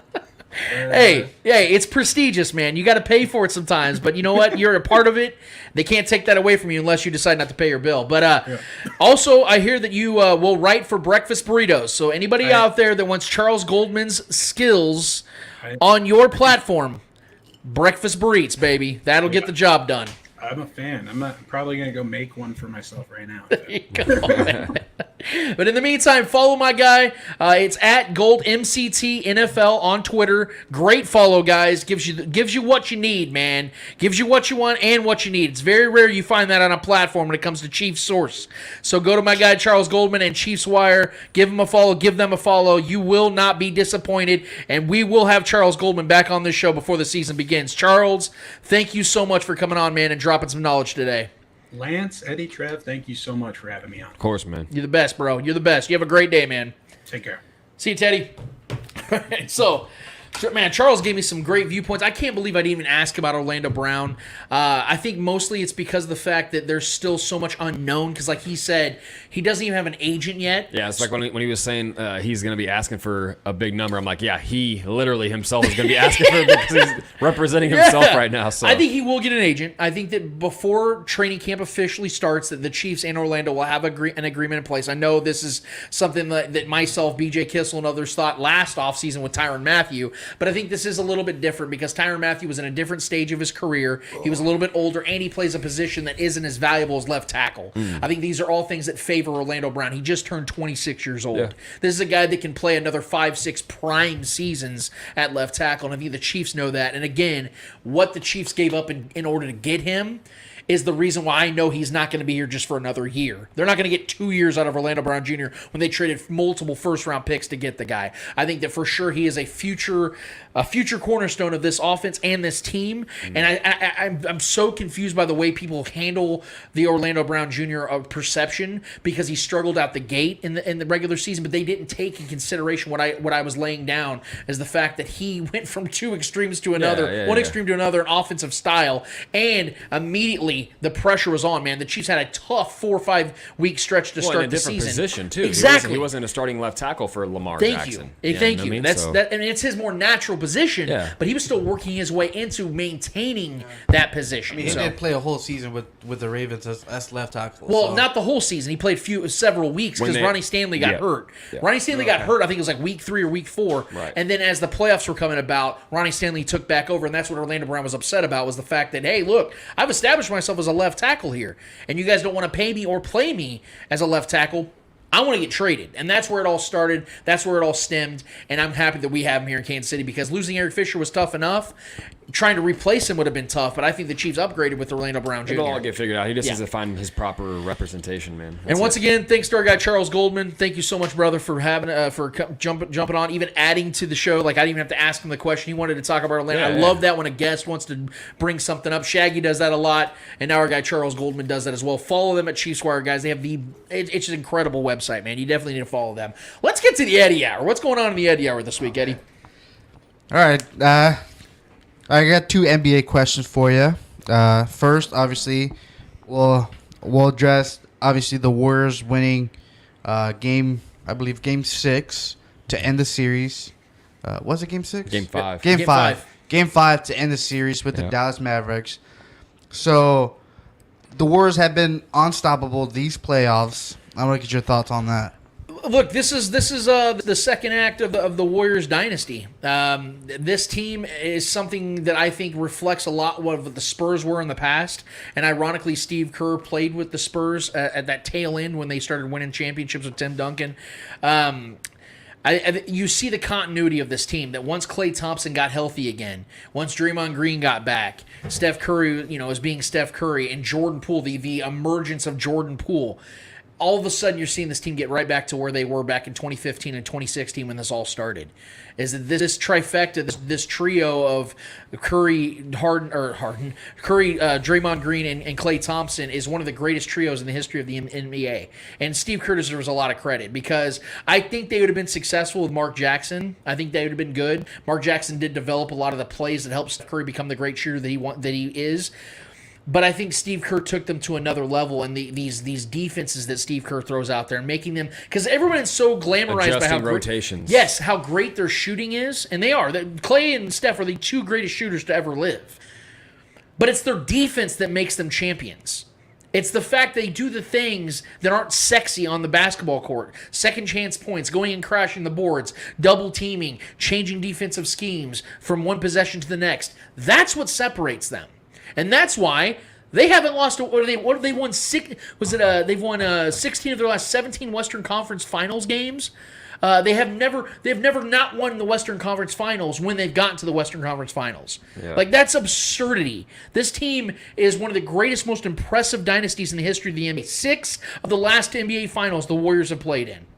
6 of the last 8, and 4 of them weren't even with Kevin Durant. Kevin Durant helped them get to 2 or 3 of them, but the other 4 were with Steph Curry leading the way with Klay Thompson and Draymond Green. Now Jordan Poole's added to the equation. This team's not going anywhere, man. I'm very impressed. I did pick the Mavericks because I thought they had the hotter hand. I thought Luka was the best player in the series. I wasn't wrong, but the Mavericks just couldn't contend because they couldn't hit their threes the way they wanted to, and the Warriors' defense wore them down. I think he really wore them down. You saw Luka in that final game, Game 5. He was giving it all he had, but you could tell he was worn out. Now, that could be attrition as well. He needs to take care of his body a little bit better, but I think it also is the fact that everything hinged upon Luka, and it shows the team aspect of the game here, that when you have the better team, more times than not, you're going to win the series unless you have LeBron James on your team. But that's my thoughts on it, Trevor.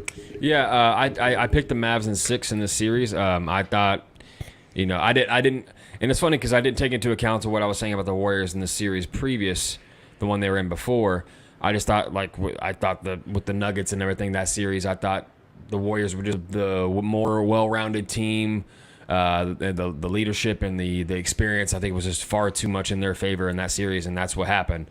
I just thought Luka and this young fiery squad was just going to shoot him out of the gym. There was a couple moments where they were doing that, and there was a game where they did do that in Game 4, but it just wasn't enough. This team has way too much experience. Clay started coming alive, but I think the biggest X factor for this roster was Andrew Wiggins. I think Andrew Wiggins on both sides of the floor was doing everything. He finally started to come into his own. Yeah, I didn't even give him credit. Thank you. He for doing finally that. started to come into. He put Luka on a poster. He was playing great defense on anybody he was holding. He was shooting really, really well. He was hitting threes. He was actually far more consistent in this series than Clay was. Clay had big moments. Obviously, Clay shot, I think, made like 7 threes this past game. He came alive, and Clay always comes alive in big games like that. He said 8 threes? It was 8 threes, right? 7 or 8 threes. Yeah, Clay. Steph didn't even honestly have to do that much this past game to close the season out. Steph played like a pretty mediocre game according to his standards.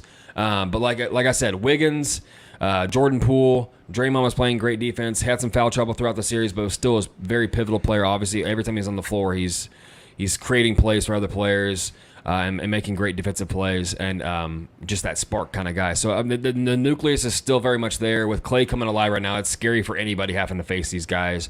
So whoever makes it out of the East, with the Celtics or the Heat, whoever it is, they're in trouble, man. This team is rolling.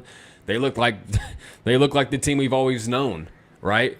So these guys are very familiar with this territory. They've been here. They've done it numerous times in different ways. With KD, without KD, with banged up Steph, with a healthy Steph, with the banged up Clay. They've been through a lot, and they've been here, and this is a great for me as a Luka fan right now. I'm definitely taking this, and I'm sure he's taking the same way. He's come out and said it. I'm learning. That I'm only 23 years old, man. I'm learning a lot right now. If anything, Luka's an overachiever, because the only guy that I know that was this young to carry a team like that was LeBron James. That's the only other example I can really give him. And what he's doing is, outside of LeBron James, is unprecedented for the amount and the usage rate that he's at and how he contributes in his damn near a one-man system.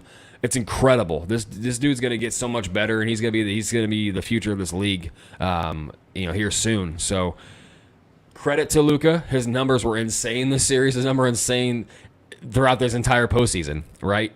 So he did his part. I mean, these young guys I think the Mavericks are one piece away, whether it's another pure scoring two-guard or a wing or a versatile big away from being a true contender for championships for years.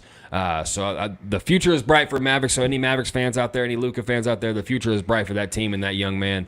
I'm excited to see. But the Warriors, this is strictly business for them, man. You know what I mean? This is what they do. So I really thought the Mavericks were going to edge them out just from the sheer capabilities of Luka Doncic and his ability to create for not only himself but his teammates. But it just wasn't enough, and you can take that. It's an honorable death to lose to Steph and Clay and Draymond and all those guys, and Wiggins finally coming to his own. That's a tough team. So kudos to them.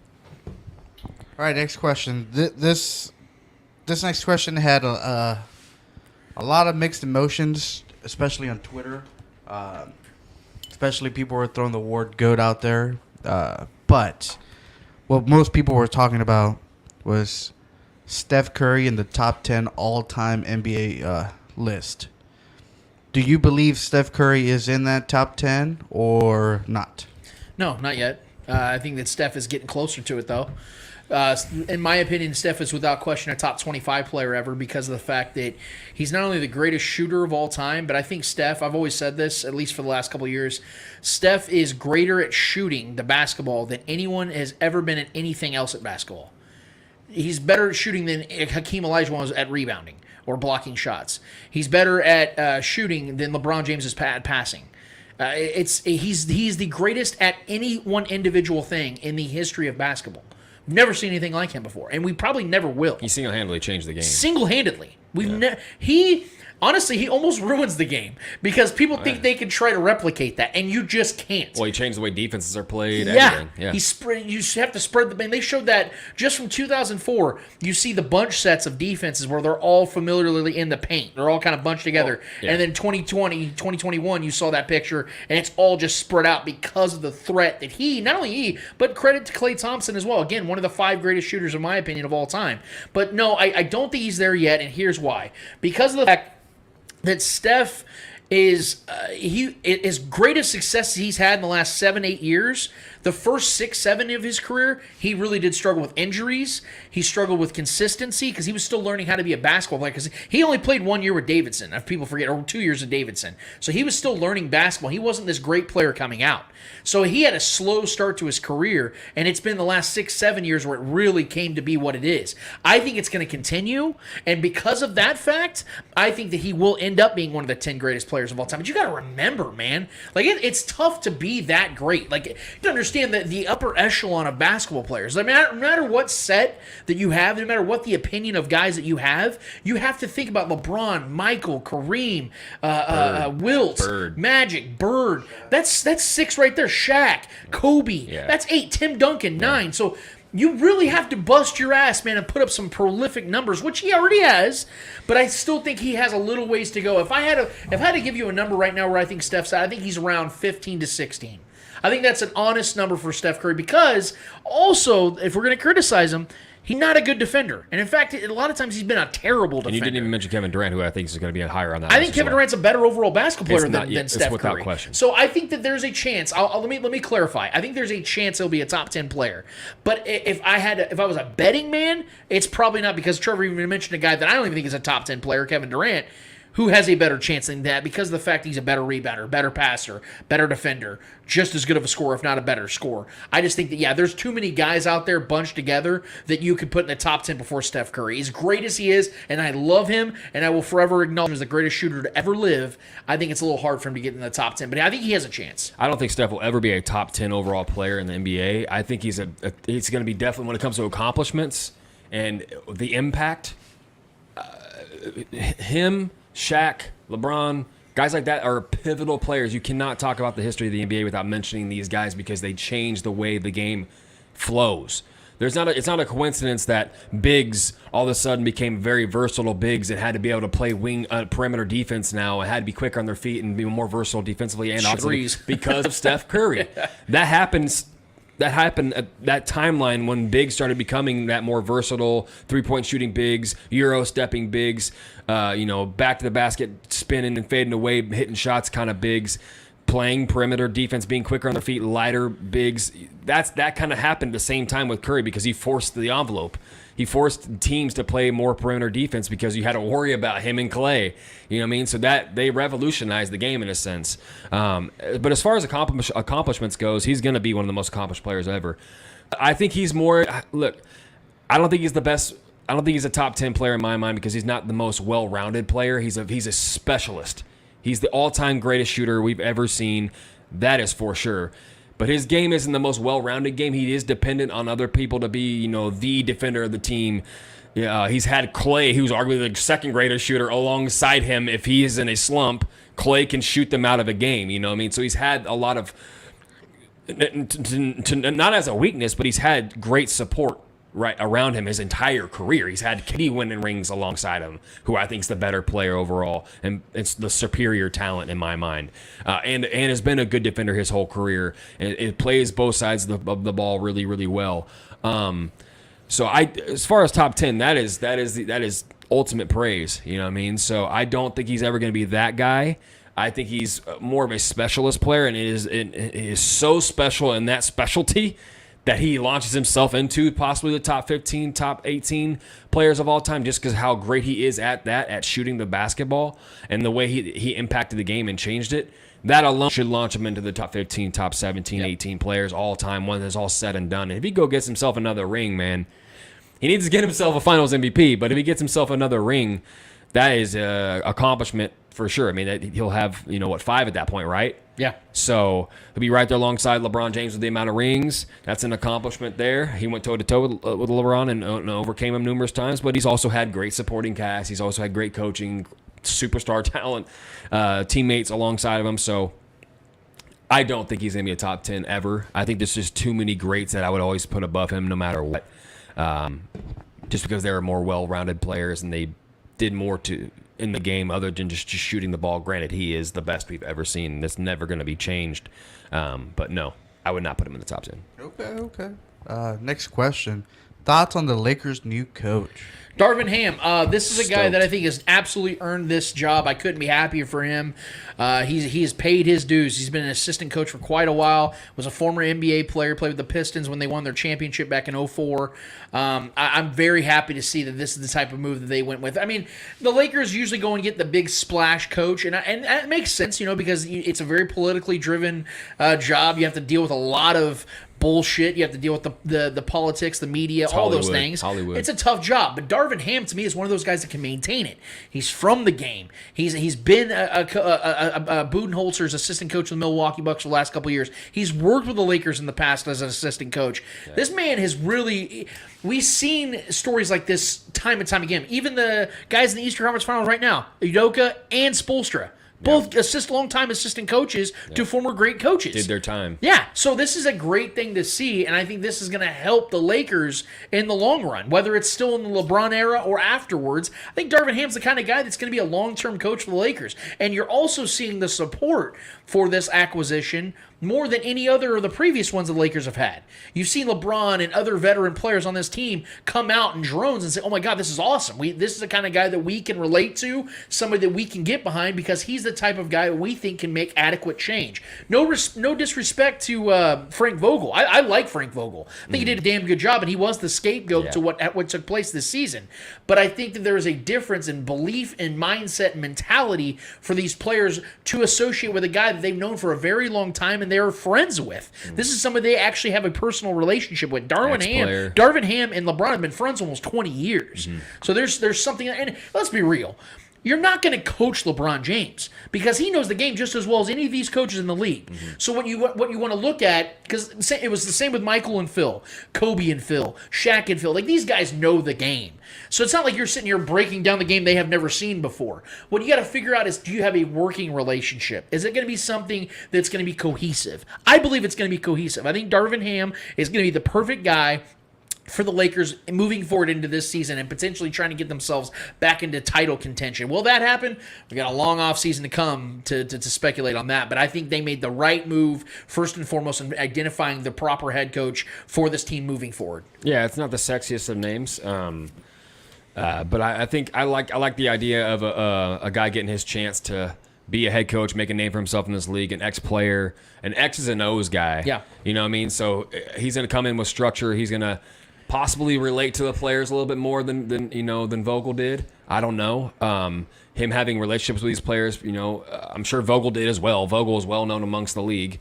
Went against LeBron James numerous times, in playoffs with the Pacers and things like that. So I like the signing. I think I like the idea of a coach taking on a big job in LA, with LeBron James and the star-studded team this is with the AD and possibly Russell Westbrook still, and maybe Zach LaVine. Who knows? We've been hearing rumors about that. Who knows what they're going to bring over here? I'm sure they're going to add another body and a name of note. So this is going to be a big opportunity for him, and I'm excited for him. I'm sure if LeBron's riding off on it, I would stand with that. I think LeBron knows a thing or two about the game and who he wants to help guide the ship. So. Listen, it's an unknown right now. It's a mystery. We don't know what he's made of and how this is going to pan out. But it's an opportunity nonetheless, an opportunity for a guy to make a name for himself in this league. And I love stories like this. I love stories where, longtime assistant coaches and ex-players that were never a great player, but they're gritty and they know the game really well and they're X's and O's type of guy and the IQ is probably high. I like that opportunity for him. Also being a minority coach too, which is a good opportunity for him to make a name for himself and that light as well. So it's just kind of one of those wait and see situations. But my initial feeling is I'm excited for him. That's it. All right. So we have a comment. James Kirk. It says, Lance, so are you saying LeBron will be identical to Kyrie in not needing a coach?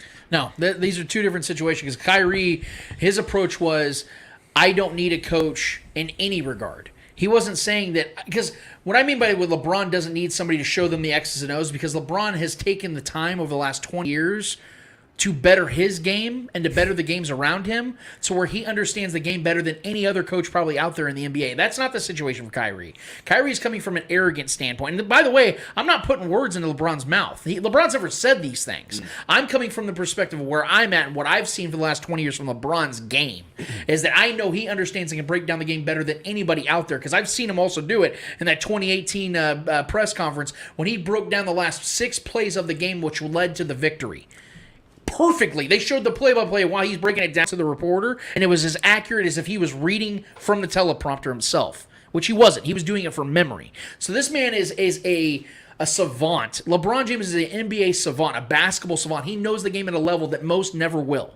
That's my point. Kyrie was coming from a perspective of, Katie and I can just walk out there. We don't need a coach, and we can win. Oh, by the way, Kyrie and Katie were the only team, the Nets were the only team to get swept in the playoffs this year. So hats off to you on that one. So that's the difference. Let me say something about that. Don't ever compare Kyrie in the same sentence with LeBron James ever again. This is such a tired conversation.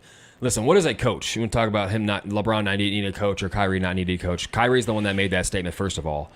And he has no reason to use that statement because outside of LeBron James, Kyrie has failed every single place he's gone to. What is a coach? A coach is a leader of men. What has LeBron done his whole entire career? Lead men. He's been basically a coach player most of his career outside. After he reached the 10-year mark in his career, he's done nothing but be the highest IQ guy out there, calling out the other team's plays before they happen. If anyone knows how to lead men and be the coach type of player and understand coaching overall and the game overall, it's LeBron James. Kyrie has never earned that respect in this league. He's done nothing but fail outside of that, outside of being on that guy who has the right to say that.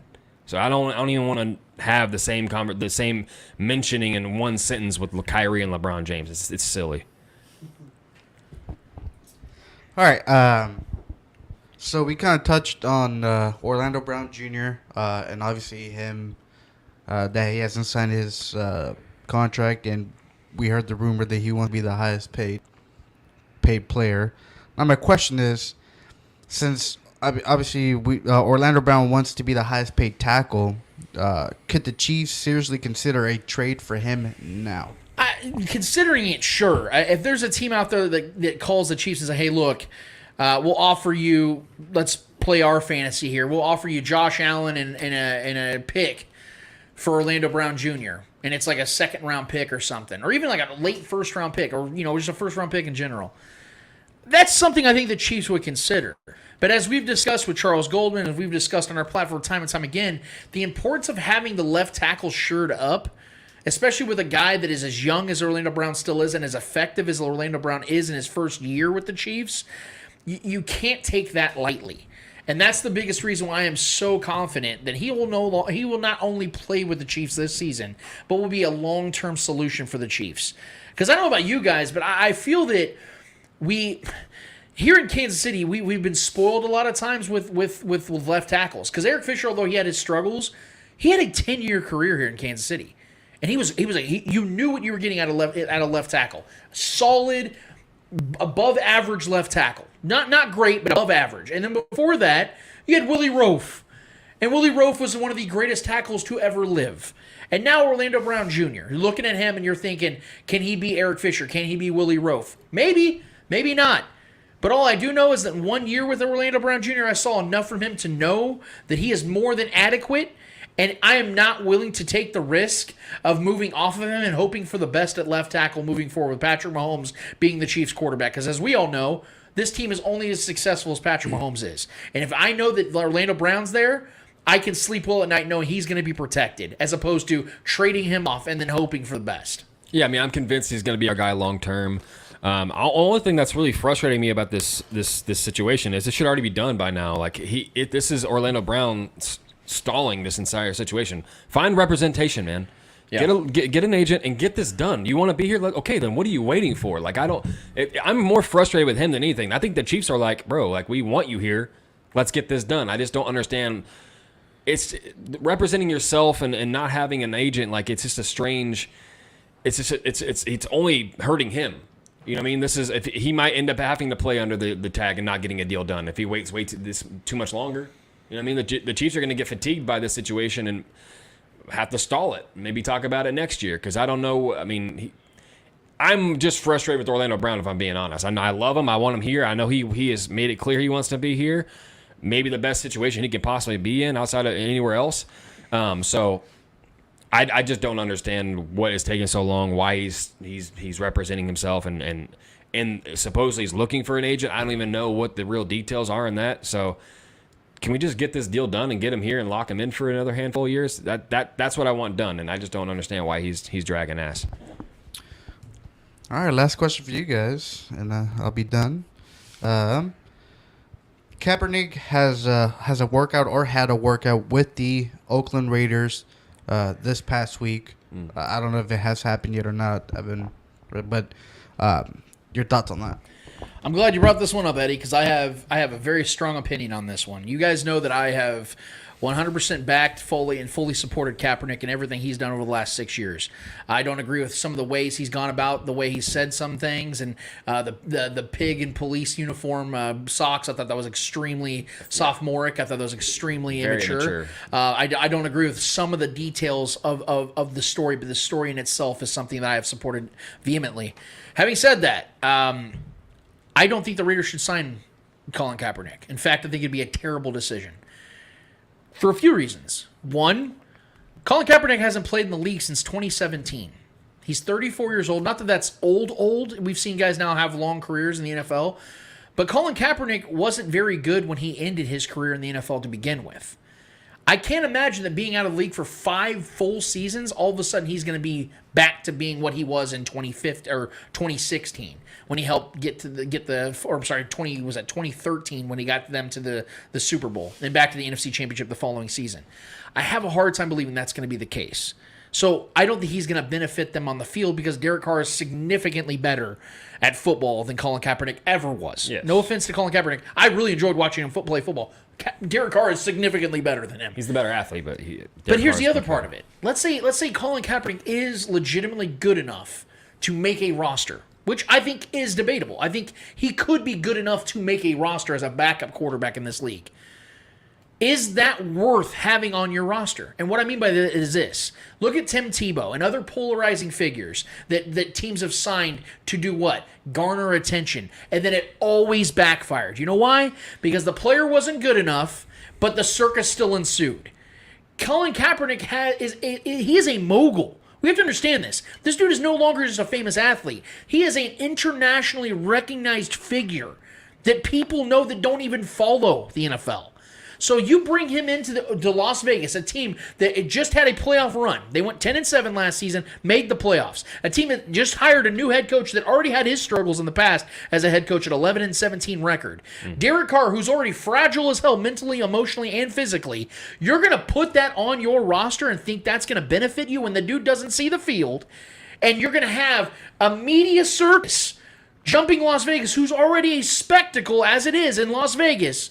You're going to have 10 times as many eyes and media members with microphones in Derek Carr's face, Josh McDaniels' face, Max Crosby's face, and Colin Kaepernick's face. The moment Derek Carr, and we all know Derek Carr will have that one to 3 games in the season that are just horrible, where he has like a 3-interception game, plays awful. You know what it's going to be all week long. Is it time to give Colin Kaepernick the opportunity? Will he kneel? This spectacle is going to follow Colin Kaepernick to Las Vegas. Shit, they were doing that with Mariota at times. That's why do you guys think a couple years ago I said the only team that I think should bring Colin Kaepernick in is the Chiefs, because we know there's no competition for quarterback, and we knew that the Chiefs are the type of team that can handle it because they had the core, the foundation, the coaching staff, all those things to diffuse it. But even then, it would have been shaky ground. You imagine Josh McDaniels, who drafted Tim Tebow and couldn't handle that shit. Yeah. You think he can handle this? This franchise just lost their second president in 3 years. You think they're the type of franchise that can handle this? They're the last franchise that can handle this. So for the Raiders' sake, I hope they don't do this, because this will crumble them to their foundation if they make this move. Yeah, I don't think any franchise needs this, let alone wants to invite this. Listen, I stood with Colin on a lot of the things he stood for. I was alongside in agreement with a lot of the things, not everything, but a lot of the things he stood for in the first wave and every wave that's pretty much come since then. I'm critical of some things he says and stood for, but most of the things I do agree with, and I am congruent with that since then. But this is starting to get really annoying. Like with his personal workouts, him trying to make it. It just seems like it feels publicity stunt-ish in a way sometimes. I don't know what his true nature is and what his character really wants. Does he really want to be a quarterback in this league? Maybe. I don't really know. Like, I'm honestly similar to the Tebow, but even more to a more of a degree than Tim Tebow. Tim Tebow's different, annoying for much other reasons. But this is just, it's becoming a tiring thing. I'm really getting sick and tired of just talking about Colin Kaepernick trying to be the NFL player again. I think he needs to, this is my personal opinion. I'm not telling anyone what to do. What I think he should do, though, is just hang it up, man, and you obviously have a big voice and you stand on a tall pedestal, or you have that voice and you've kind of created your own lore as not only really a sports figure, but more of a politicized sports figure.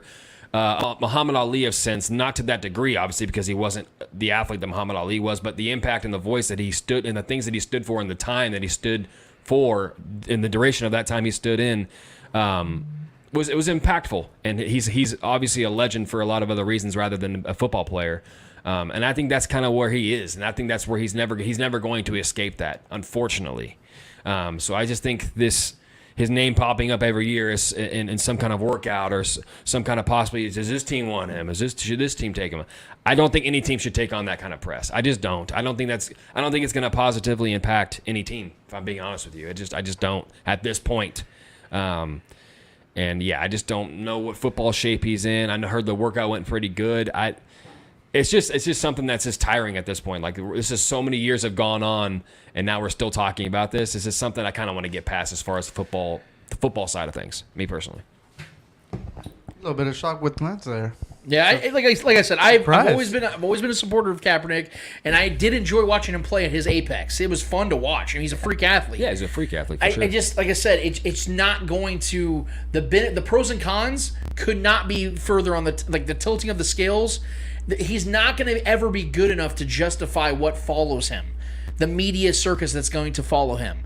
A lot of it was self-done, he did it to himself, and a lot of it was also made by political figures that made him out to be, they demonized him and made him look to be a worse human being than he actually was. Sure. So it's two things. Like Tim Tebow, again, was just a religious zealot that wasn't good at football, but you had the Christian core that followed him everywhere and wanted to see him get his opportunities, that no matter where he went, he was never going to be good enough to justify what's going to follow him. And that's what's happening with Colin Kaepernick, is it's never just going to be about football with him. Yeah. It's always going to be about politics. It's always going to be about the kneeling. It's always going to be about the national anthem. It's always going to be about those things, and the football side of things is never going to outweigh that. That's why if I'm the Raiders, I don't even entertain it. And to be honest with you, I don't know why they did. I don't know why they did. I think we all kind of knew, within the last couple of years, the NFL stuff with Colin Kaepernick is done. As soon as he got that settlement with the NFL, I made peace with it. Yeah. As soon as he accepted that money from the NFL, I was like, okay, now this is over. Now he needs to move on to greener pastures and figure something else out. And I commend him for staying in shape and working his ass off, because he is a football player at the end of the day. But his football career in the NFL is over with. And I think that we all need to come to terms with that. I will forever respect what he did. He made statements. He made some change, man. He made some real adequate change here. He ruffled feathers. He woke a lot of people up, and I will respect him for that forever. But this dream is a dream at this point, man. Honestly, I think he has it. I don't know him personally, but just the way the optics have always looked since he's left and since he's gained all that notoriety from the political side of things, he kind of feels, I think he sees himself as bigger than the NFL, and that is a massive mistake, man. It just is. The NFL is the juggernaut. He wanted, a couple years ago when he held those private practices and he didn't want any NFL people there to see him practice. It's Dude, what do you think you're doing? Like, you're trying to play in this league, but you're completely shunning the league that you're trying to play in? Yeah.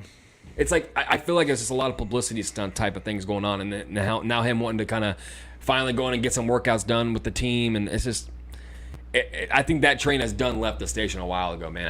I'm kind of over it, to be honest with you. So Stephen A. was right? for once, as long as it's an NBA Finals pick, Stephen A. usually gets it right. Yeah. Because I remember Stephen A. went in hard on. I remember Kaepernick. those practices. Remember? Yeah. Yeah, when the NFL said or sense. something, I think it was like they'll take their. He was like, "No, I'll take my own film crew and all this shit." Yeah, and it made no sense, man. Okay, you want to get into the league, but then you're telling them, all right, I guess, whatever. He didn't want them to control the narrative, and I understand that. But that's why you have your film crew there with the NFL. Both, so that way, if they try to manipulate it, be like, wait a second, he's trying to what's up with this film? But he's trying to make the league that he's like simultaneously shitting on. It's like, you're shooting yourself in the foot, man. You know the only difference between Colin Kaepernick and, like, okay, imagine Patrick Mahomes or a Peyton Manning taking the same stance as he did. Those guys would still be in the league. You know why? Because their skills would outweigh the circus. Because we know teams would put up with it. Why do you think Deshaun Watson just got $230 million guaranteed by the Browns, even though he still has 22 sexual assault lawsuits still open? Yeah. Well, not open, but you know what I mean. Like, they're still there. We're hovering over the situation. The Browns welcome that. You know why? Because Deshaun Watson's an elite talent. If Colin Kaepernick had elite talent, somebody would sign him. He would have been in the league this entire time, even with the kneeling stuff, even with all that stuff. You know why? Because guys that are signed in the league today are still kneeling. 2018, Travis Kelce was kneeling, but he's still in the league because he's a great player. Colin Kaepernick's never been a great player, therefore people won't put up with it. That's why Tim Tebow's career was eventually done, because nobody wanted to put up with it because he couldn't make throws. That's why, man. Well, I mean, he eliminated the Steelers with that one throw, but yes, I know, I know. So he made the Steelers throws. Who were missing like six starting defensive. He made a He did throw. make the throw, and I will give Tim credit. Singular. He made throw. He make throw. Demaryius Thomas ran it for 75 yards. He make throw. All right. I mean, he still ran it for what, like 70 yards? Yeah, that's what I'm saying. Shit, he ran all over the fucking place. So yeah, that's it for me. All right. We have one more order of business to get to. Guys, what's it called? Hold this L. Each and every week we finish off each and every episode with a series of L's in the world of sports. Regardless if those L's are friendly or not friendly L's in the world of sports, we promise you, who's ever holding these L's in the world of sports, deserve these L's in the world of sports. Mr. Eddie Ortiz, Mr. Yo, who is holding the L for you this week and is an F1. Yes. Yeah! Yes. Why am I going to give it to F? I'm going to give it to F1 as a whole, like the organization, the F1. Why? Well, we're racing in Monaco this weekend. Obviously, the race is tomorrow. Race time is at 8 a.m. ESPN. If you want to watch it, you can watch it. But it is at Monaco. It is probably the longest circuit in the calendar that's been in the calendar, I think, since like the 60s or the 50s, since way back in the day, since Formula One got its start. But the thing is, that track hasn't changed one bit. It's still the same track. Maybe there's been one or two little changes, tweaks here and there, adding a wall here, adding a wall there. But to the track, there hasn't been really any changes. And the cars have outgrown this track. The cars back then were a lot smaller. Therefore, there was a lot more overtakes. There was a lot more competition. And in recent years, ever since the hybrid era, even before the hybrid era, the cars were becoming too big for Monaco. There was a lot less overtakes. There was a lot less excitement for the race. And I believe a lot of fans. So there has been polls everywhere. It's like, should Monaco stay on the calendar, and yada yada yada. And a lot of the people say yes because of the history. But at the same time, history changes throughout time. It never stays the same. So I think it's time for Monaco to make either a change to stay in the calendar or to just get rid of it as a whole. For the simple fact that last year in that race, I believe we had one actual overtake on track throughout the entire race. The other ones were overcuts or undercuts through the pit stops. Right. That's the only other way that they can get higher on the grid. The race is technically on Saturdays for qualifying, which was this morning. And we're hardly going to see any passing tomorrow, if any. We're only going to see it through the pit stops. The cars are just too wide to even attempt a pass, to attempt an overtake. So I think it's time for F1 to really think, is it worth having Monaco for the content we're giving the people? And a lot of people are blaming Americans for coming into the sport within the last few years, but no, this is a issue, like I said, that's been happening. So there has to be a change to the track, or just get rid of it as a whole. It's a loose situation for the fans and for the drivers. I mean, yes, it keeps them at a high level of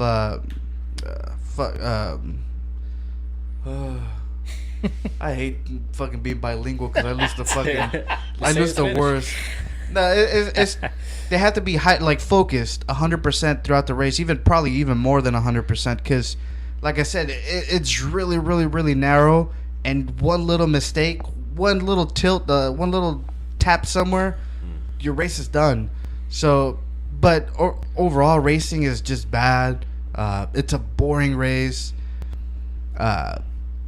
So yeah, I think it's time for a change. Monaco has to make a change if it wants to stay on this calendar, because yeah, it's lacking content. So for that reason, F1, you're gonna have to hold this L. Trevor Twidwell, who's holding L for you this week? All right, so back to basketball. If you guys saw it a few days ago, the All NBA teams were announced, with the All NBA first team being Giannis, Luka, Jokic, Devin Booker, and Jason Tatum. Solid picks. Obviously, I think you can rotate some of the guys from the second team also. The second team being Joel Embiid, John Morant, Kevin Durant, Stephen Curry, and DeMar DeRozan. And then the third team being Karl Anthony Towns, LeBron James, Chris Paul, Trae Young, and Pascal Siakam.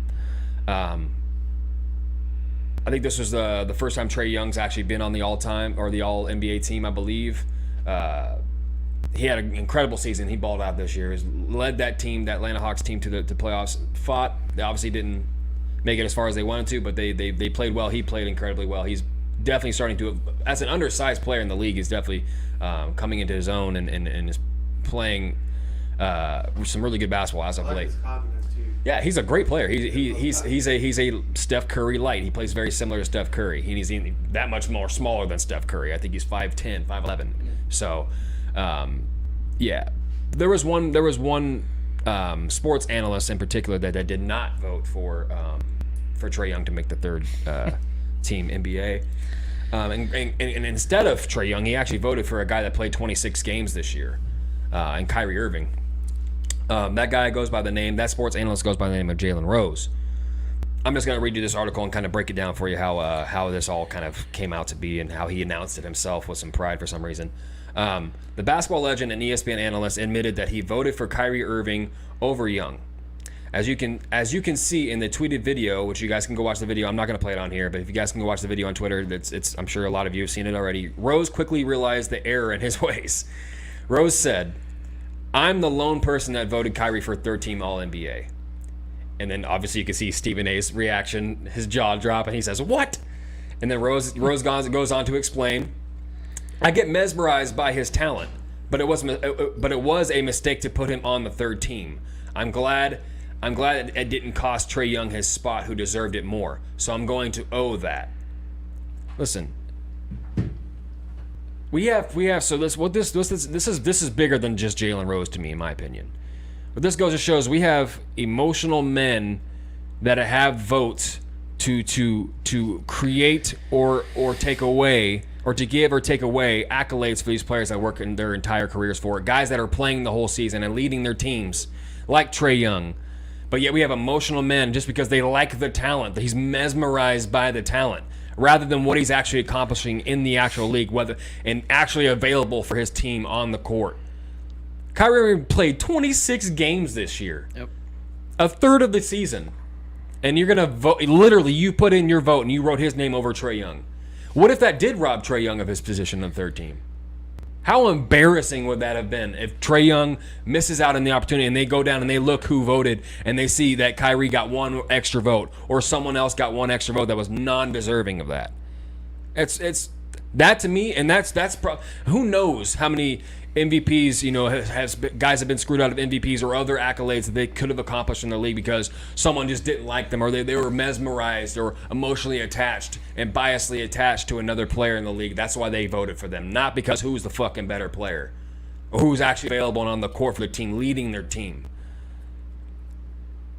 I can't stand that kind of stuff. And then the fact that he literally put his foot in his own mouth on live TV and was at first proud that I'm the lone guy that voted for Kyrie who played 26 games this year, and then immediately saw Stephen A's reaction. He's like, yeah, shit, I feel actually like a dumbass for doing that. Now that I said that out loud, I kind of feel stupid. You should. Yeah. Because it's pathetic, man. I hate that kind of shit. A lot of that, they need to reanalyze who they have making these votes. Because I'm up to putting up to an algorithm instead of these emotional ass dudes that have biases. It really is that simple. It's putting Kyrie over Trae was just embarrassing. And I'm glad Trae got into that third because Trae worked his ass off and balled out this year and led that Hawks team to a postseason run that was entertaining. They fell short obviously, but they achieved, I think, to what we thought they were up to par to achieve, and they did that. And Trae balled this year and has taken that next step, and he's actually available for his team and played the season. So. Mind you, they didn't even get swept. It's crazy, right? So you're voting for the guy that gets swept. Yeah. So for that, Jalen Rose, any other person in history that has voted for guys simply off biases and emotional response, do me a solid favor and hold this L. We started the show off with some sobering thoughts in regards to the Uvalde tragedy that took place this last week, and I sit here and talk about how I respected what Colin Kaepernick did and how he essentially sacrificed his career to stand, or rather kneel, for what he believed was right. And as an American, he had every right to do so, and he utilized that right. And some other sports figures, and the only reason I even bring it up on our platforms is because sports figures are involved, because this is an all sports all the time type of show. But sports figures also bleed in through real life, because we all live in real life. We're all human beings, and outside of sports, we still have lives to live. And I always admire and respect outspoken individuals in sports, because it's authentic, it's real. Because we live in a society where you have to protect yourself at all times due to being canceled or getting all this just harsh rhetoric in response. Your families get death threats, all these other things.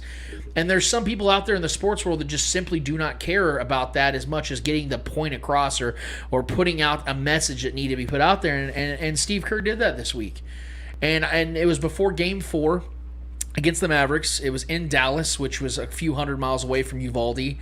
And he wanted to put this out here in the initial press conference before the game. I'm not going to talk about basketball. Nothing's happened with our team in the last 6 hours. We're going to start the same way tonight. Any basketball questions don't matter. Since we left shoot-around, 14 children were killed 400 miles from here. And a teacher. And in the last 10 days, we've had elderly black people killed in a supermarket in Buffalo. We've had Asian churchgoers killed in Southern California. And now we have children murdered at school. When are we going to do something? I'm tired. I'm so tired of getting up here and offering condolences to the devastated families that are out there. I'm so tired of I'm tired of the moments of silence. Enough. There's 50 senators right now who refuse to vote on H.R. 8, which is a background check rule that the House passed a couple of years ago. It's been sitting there for 2 years. And there's a reason they won't vote on it, to hold on to power. So I ask you, Mitch McConnell, I ask all of you senators who refuse to do anything about the violence and school shootings and supermarket shootings, I ask you, are you going to put your own desire for power ahead of the lives of our children and our elderly and our churchgoers, because that's what it looks like. It's what we do every week. So I'm fed up. I've had enough. We're going to play the game tonight, but I want every person here, every person listening to this, to think about your own child or grandchild or mother or father or sister, brother. How would you feel if this happened to you today? We can't get numb to this. We can't sit here and just read about it and go, well, let's have a moment of silence. Yeah, go Dubs, you know. Come on, Mavs, let's go. That's what we're going to do. We're going to go play a basketball game. And 50 senators in Washington are going to hold us hostage. Do you realize that 90% of Americans, regardless of political party, want background check, universal background check? 90% of us, we are being held hostage by 50 senators in Washington who refuse to even put it to a vote, despite what we, the American people, want. They won't vote on it because they want to hold on to their own power. It's pathetic. I've had enough.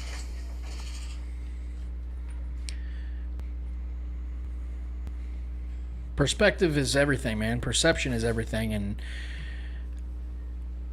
Steve Kerr, if you watch this video, you could tell that he's holding back emotions. He's trying not to cry because I think he represents a large majority of us Americans here that are sick of seeing tragedies like this occur. And I want to commend Steve for this, but I'm going to be real for a second, man.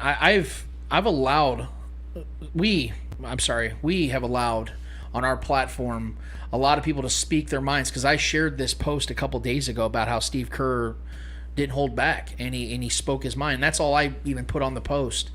We have had, without question, a record-breaking amount of comments on this post. This platform's been around for almost 12 years, and we've never had the amount of attention on one thread than this one. And needless to say, I've seen some really good comments on there. I've tried to read through as much as I can because I know how important this conversation is. I've tried to read through a lot of them, and I've seen a lot of people put some really good thoughts and opinions on there, some good support about what Steve Kerr was trying to say. But unfortunately, there's been a lot of really bad ones, and I don't want to give too much attention to it, but I want to speak directly to these folks because I've had some pretty disheartening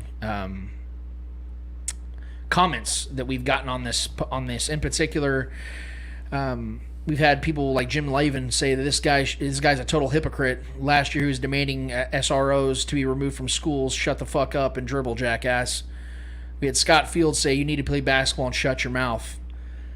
Edward Graham, his father should have had a gun. If you don't know what that means it's in reference to Steve Kerr's father, who was killed at his profession. He was a professor at a university and was gunned down by two people. He's basically saying that his father should have had a gun to protect himself as opposed to just, being murdered.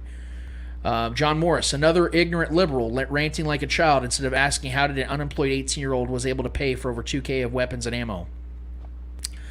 Roddy Starmer, perhaps Mr. Kerr was outraged the damn door the killer used was unlocked. Nope. Jesus, Steve, shut your hole. Kids was 18, threatened before the attack. 18-year-olds can't buy handguns in Texas. Murder was already illegal. The person that left an unlocked door at the elementary school should be facing 21 counts of murder. Have a nice day. He should shut his mouth and play basketball. Rich Brown. It's a mental health issue, not a gun issue. Who gives a dick what this ass-eater has to say? Joe Giacchi. I'm really disappointed, man. Because I thought this was about a tragedy and children's lives being taken and innocent teachers' lives being taken.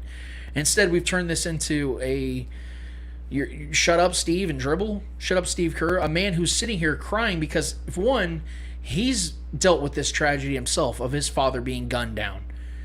And two, his heart is broken because within just this last month, we've had 3 mass shootings across the country. Not in one place, across the country, of different ethnicities and groups of people being targeted and murdered. And that's supposed to be the message here. But instead, we're sitting here and criticizing the messenger. And we're making this into he's just a liberal. well, he's just this. Instead of focusing on the message. I had people messaging me because I made my stance on this very known on my platforms on social media. I had people messaging me trying to make this into a me problem, and that I just want guns to be taken away. And never once did Steve Kerr say I want guns to be taken away. Never once did he say anything about Americans should not own the rights to guns or have access to weapons. Not one single time.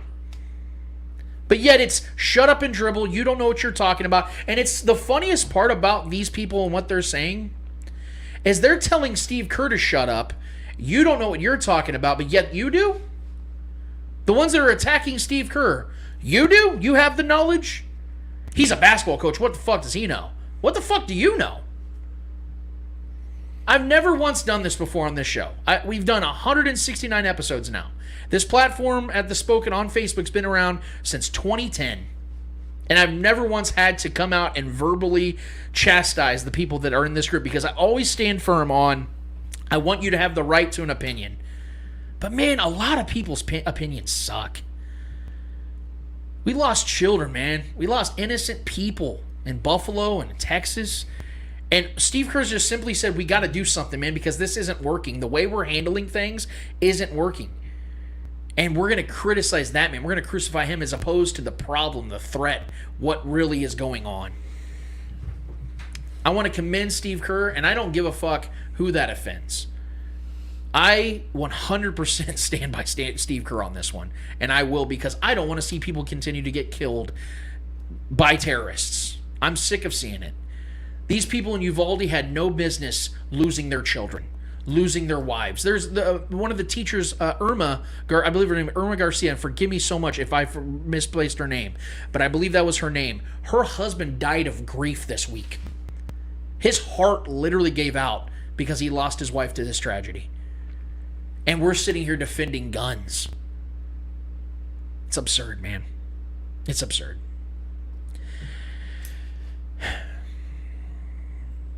And I don't want to put a wet blanket on this show because I know that we have fun here. We do each and every week, man. And I hate that we have to talk about these things. I've had people say, why are you even letting this stuff being posted and said? Because it's real. This is really happening. And we have sports figures that are talking about it. Eddie and I, man, we were talking this week at work, and Eddie posted about like how heartbroken he is. Trevor has 2 children that are my niece and nephew. They have to go to school. And we're terrified. We're fucking terrified, man, because we don't know where the next school shooting is going to take place. All we do know is they continue. And it's at random. And people have access that have no business having access to these firearms. Things have to be changed. Whether you want to attack Steve Kerr or not, the message continues. The message doesn't change. The facts don't change. You can sit here and justify it however you want to, but the fact is this is a real problem in our society. No other country in the world has this problem. You can blame video games, you can blame music, you can do whatever you want. All those other countries have all those same things. They don't have the willy-nilly lack of restrictions that we do when it comes to firearms, and in particular assault rifles. They don't have gun shows where you can just walk up and grab an AR-15 at 18 years old and pay it for it. No matter how you get the money, the fact is the money's there. And as long as the money's coming in, they're not going to fight it. And it's pathetic. So you want to attack Steve Kerr? You can attack me too. I'm good with that. Believe it or not, I do have an L, though. I do want to transition before we get done because I do want to leave on a lighthearted note. So, Trevor, you had one that I really liked, and we talked about that last night about Jalen Rose and that horrific decision to vote a guy that played less than 30 games on the All-NBA team. It's deeper than just him. Yeah, it is. This goes back a long time. Well, speaking of going back a long time, we have some old-timers that are out here throwing out some unnecessary barbs to this generation of NBA, and I'm sticking to the NBA. So, James Worthy came out on a podcast this week, and James Worthy is one of the greatest basketball players to ever live. I didn't get a chance and the pleasure of watching him. He was before my time. Yep. But he had a great career in college, won a national championship, was the best player for the Carolina Tar Heels, and went on to have great success in the NBA as well. But he is absolutely putting his foot in his mouth this week. So he was on a podcast, like I said, and this is a quote that he had in regards to today's generation of basketball players. Quote, I mean, Kareem had 4 years with John Wooden, Michael Jordan, and I had 3 years with Dean Smith. Isaiah Thomas had some years with Bobby Knight. So you learned the fundamentals, Worthy said. Not only that, you learned how to live. You learned how to balance your freaking checkbook in college. There's a lot of things. When you don't get that, guys are coming to the NBA who are not only not fundamentally sound, all they do is practice threes, lift weights, get tattoos, tweet, and go on social media. That's it. So you don't have the sound player. You have an athletic player, and that's what's happening to the game. It's a lot of ISO and looking for mismatches. Bill Russell told me one time they had 5 options off of one play. You don't see that anymore. One of the things that I really don't, Trevor, one of my biggest fears, and I've talked to you guys about this before, because now we're getting to that age where we're no longer the young guys. We're no longer the young generation. Right. One of my biggest fears is ever becoming the guy that is bitter because I'm old. Because that's what James Worthy now is. Right. Was once a great NBA player, a great Hall of Fame, top 50 all-time. He is now putting him in. You know why I don't want to become one of those people? Because I don't want my legacy to be remembered as a crotchety old man. Yeah. And unfortunately, that's what James Worthy is now becoming. Because when was the last time James Worthy was in the headlines? Probably when he was playing. But now he's making headlines because he's saying stupid shit like this. You're generalizing a generation of basketball players. Are there players? Did he accurately describe some players? Yep. But you know what I find funny, Trev? You know what I find funny, Eddie? Is that if you guys watch The Last Dance, something I enjoyed very much, one of the key things and all of that made Michael Jordan stand out was how he didn't want to do some of the things his teammates were doing back when he was a rookie, right? What were the things they were doing? Oh, that's right. They were snorting coke and had a bunch of hookers in their apartments, and they were doing drugs, getting drunk, doing all this stupid shit, right? And Michael Jordan didn't want any part of that. But what's funny is that even Michael Jordan himself started partaking in some of the shit. Started gambling till 3 a.m., drinking, smoking stogies left and right on game nights, before games, hungover, sick, the food poisoning game. And these are the superstars of their generation. Wilt Chamberlain was sleeping with chicks left and right back in his day. I don't know if you saw the report, but Magic Johnson and James Worthy both were hooking up with girls at halftime in games. Yeah, so it's like, which one's worse? So hold on. So hold on. Banging chicks at halftime. Yeah, so we're just going to neglect the facts that you guys did these things 30, 40 years ago. Yeah, it's funny. But then you want to sit here and turn around and criticize these guys and say that they don't take the game essentially as seriously as you do, or they don't live the life, they can't balance a checkbook. First of all, motherfucker, we don't do checkbooks anymore. Okay, second of all, we have all these different apps that help provide a source for you to be able to balance your investments and all these other things. And it's funny, too, because as much as we criticize even guys like Kyrie Irving, that man is worth hundreds of millions of dollars that have nothing to do with his NBA career. Yep. He's an investor, and he invests his money insanely wisely. He's 29 years old, 30 years old now. He's a part of this generation. This mindset, man, guys, and I hope you guys don't ever let me become that guy. I don't want to ever become this guy. I just don't understand the hatred towards the three-point shot. That doesn't make any sense to me. Especially because the players are shooting more threes and are incredibly better. That makes the game that much harder to difficult. Especially to defend. I don't understand. Especially the fact that the three-point line's been around since 1979. Exactly. James Worthy was in the league during the hatred for the three late is so 70s, weird early 80s. to me, man. It's so weird. He came in the league, 83? So his entire career, they had the three-point line. Right. So you're sitting here criticizing these guys utilizing it at a higher level than your generation ever could. What are you mad that this generation would shoot your ass out of the gym? And what the fuck does this tattoos take? All they do is get tattoos now. They're millionaires, bro. They got money to spend. How does that affect the game? I don't understand. Getting tattoos. The focus is on the wrong things, man. That guy could have had a really good post game, but he got that, that tattoo on his arm, and I just don't think he's got it now. Developing a three-point shot. Weighed him down. When did developing a three-point shot not become a fundamental part of the game? Right. You know what I mean? How is that not a fundamental? Just because they're not back to the basket, kind of posting up your typical prototypical player. Yeah. Shooting threes is definitely a fundamental part of the game now than anything is. James Worthy has straight up Silly. become a hater. That is, and it's really unfortunate because guys like him and Kareem are titans of the game, will forever be reverenced as that. Now there's always going to be this attachment. Well, Kareem said some stupid, aimless shit about LeBron. Right. James Worthy's now saying stuff about this generation and generalizing people.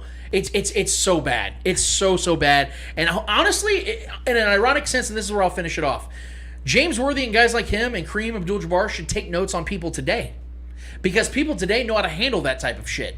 Because you know why? Social media and the pressure and the lights and cameras that these guys are all under that James Worthy could have never dreamed of having. Michael Jordan himself even said he got fatigued back in the 90s. He couldn't handle all that shit. Man, those guys went through nothing compared to what these guys go through They today. live their life under a microscope. They didn't have hour-by-hour talk shows that were just critiquing their every move or every play like they do. Yeah, Twitter, Facebook, all these other social media sites. They didn't have that shit. So if anything, they need to take notes on how to verbalize their thoughts and opinions a lot better and utilize this generation and how they handle it, which is much better than what they would have ever done back then or how they did it back then. They just didn't have as many eyes or opinions on them like they do 20 30 years from then to now. It's pathetic. And so for that, my guy James Worthy, you are worthy of something else, and it is to hold this L.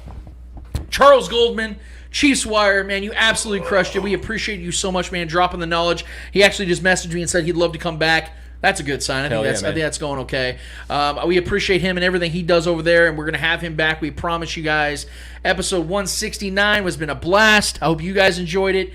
For Eddie Ortiz, Mr. Yo, for Trevor Twidwell, for the great Clay Windler, and of course Charles Goldman of Chiefs Wire, I am Lance Twidwell. Episode 169 is done, finished, and finito. And until we're here next week, 1 week's time from today, for episode 170, we out of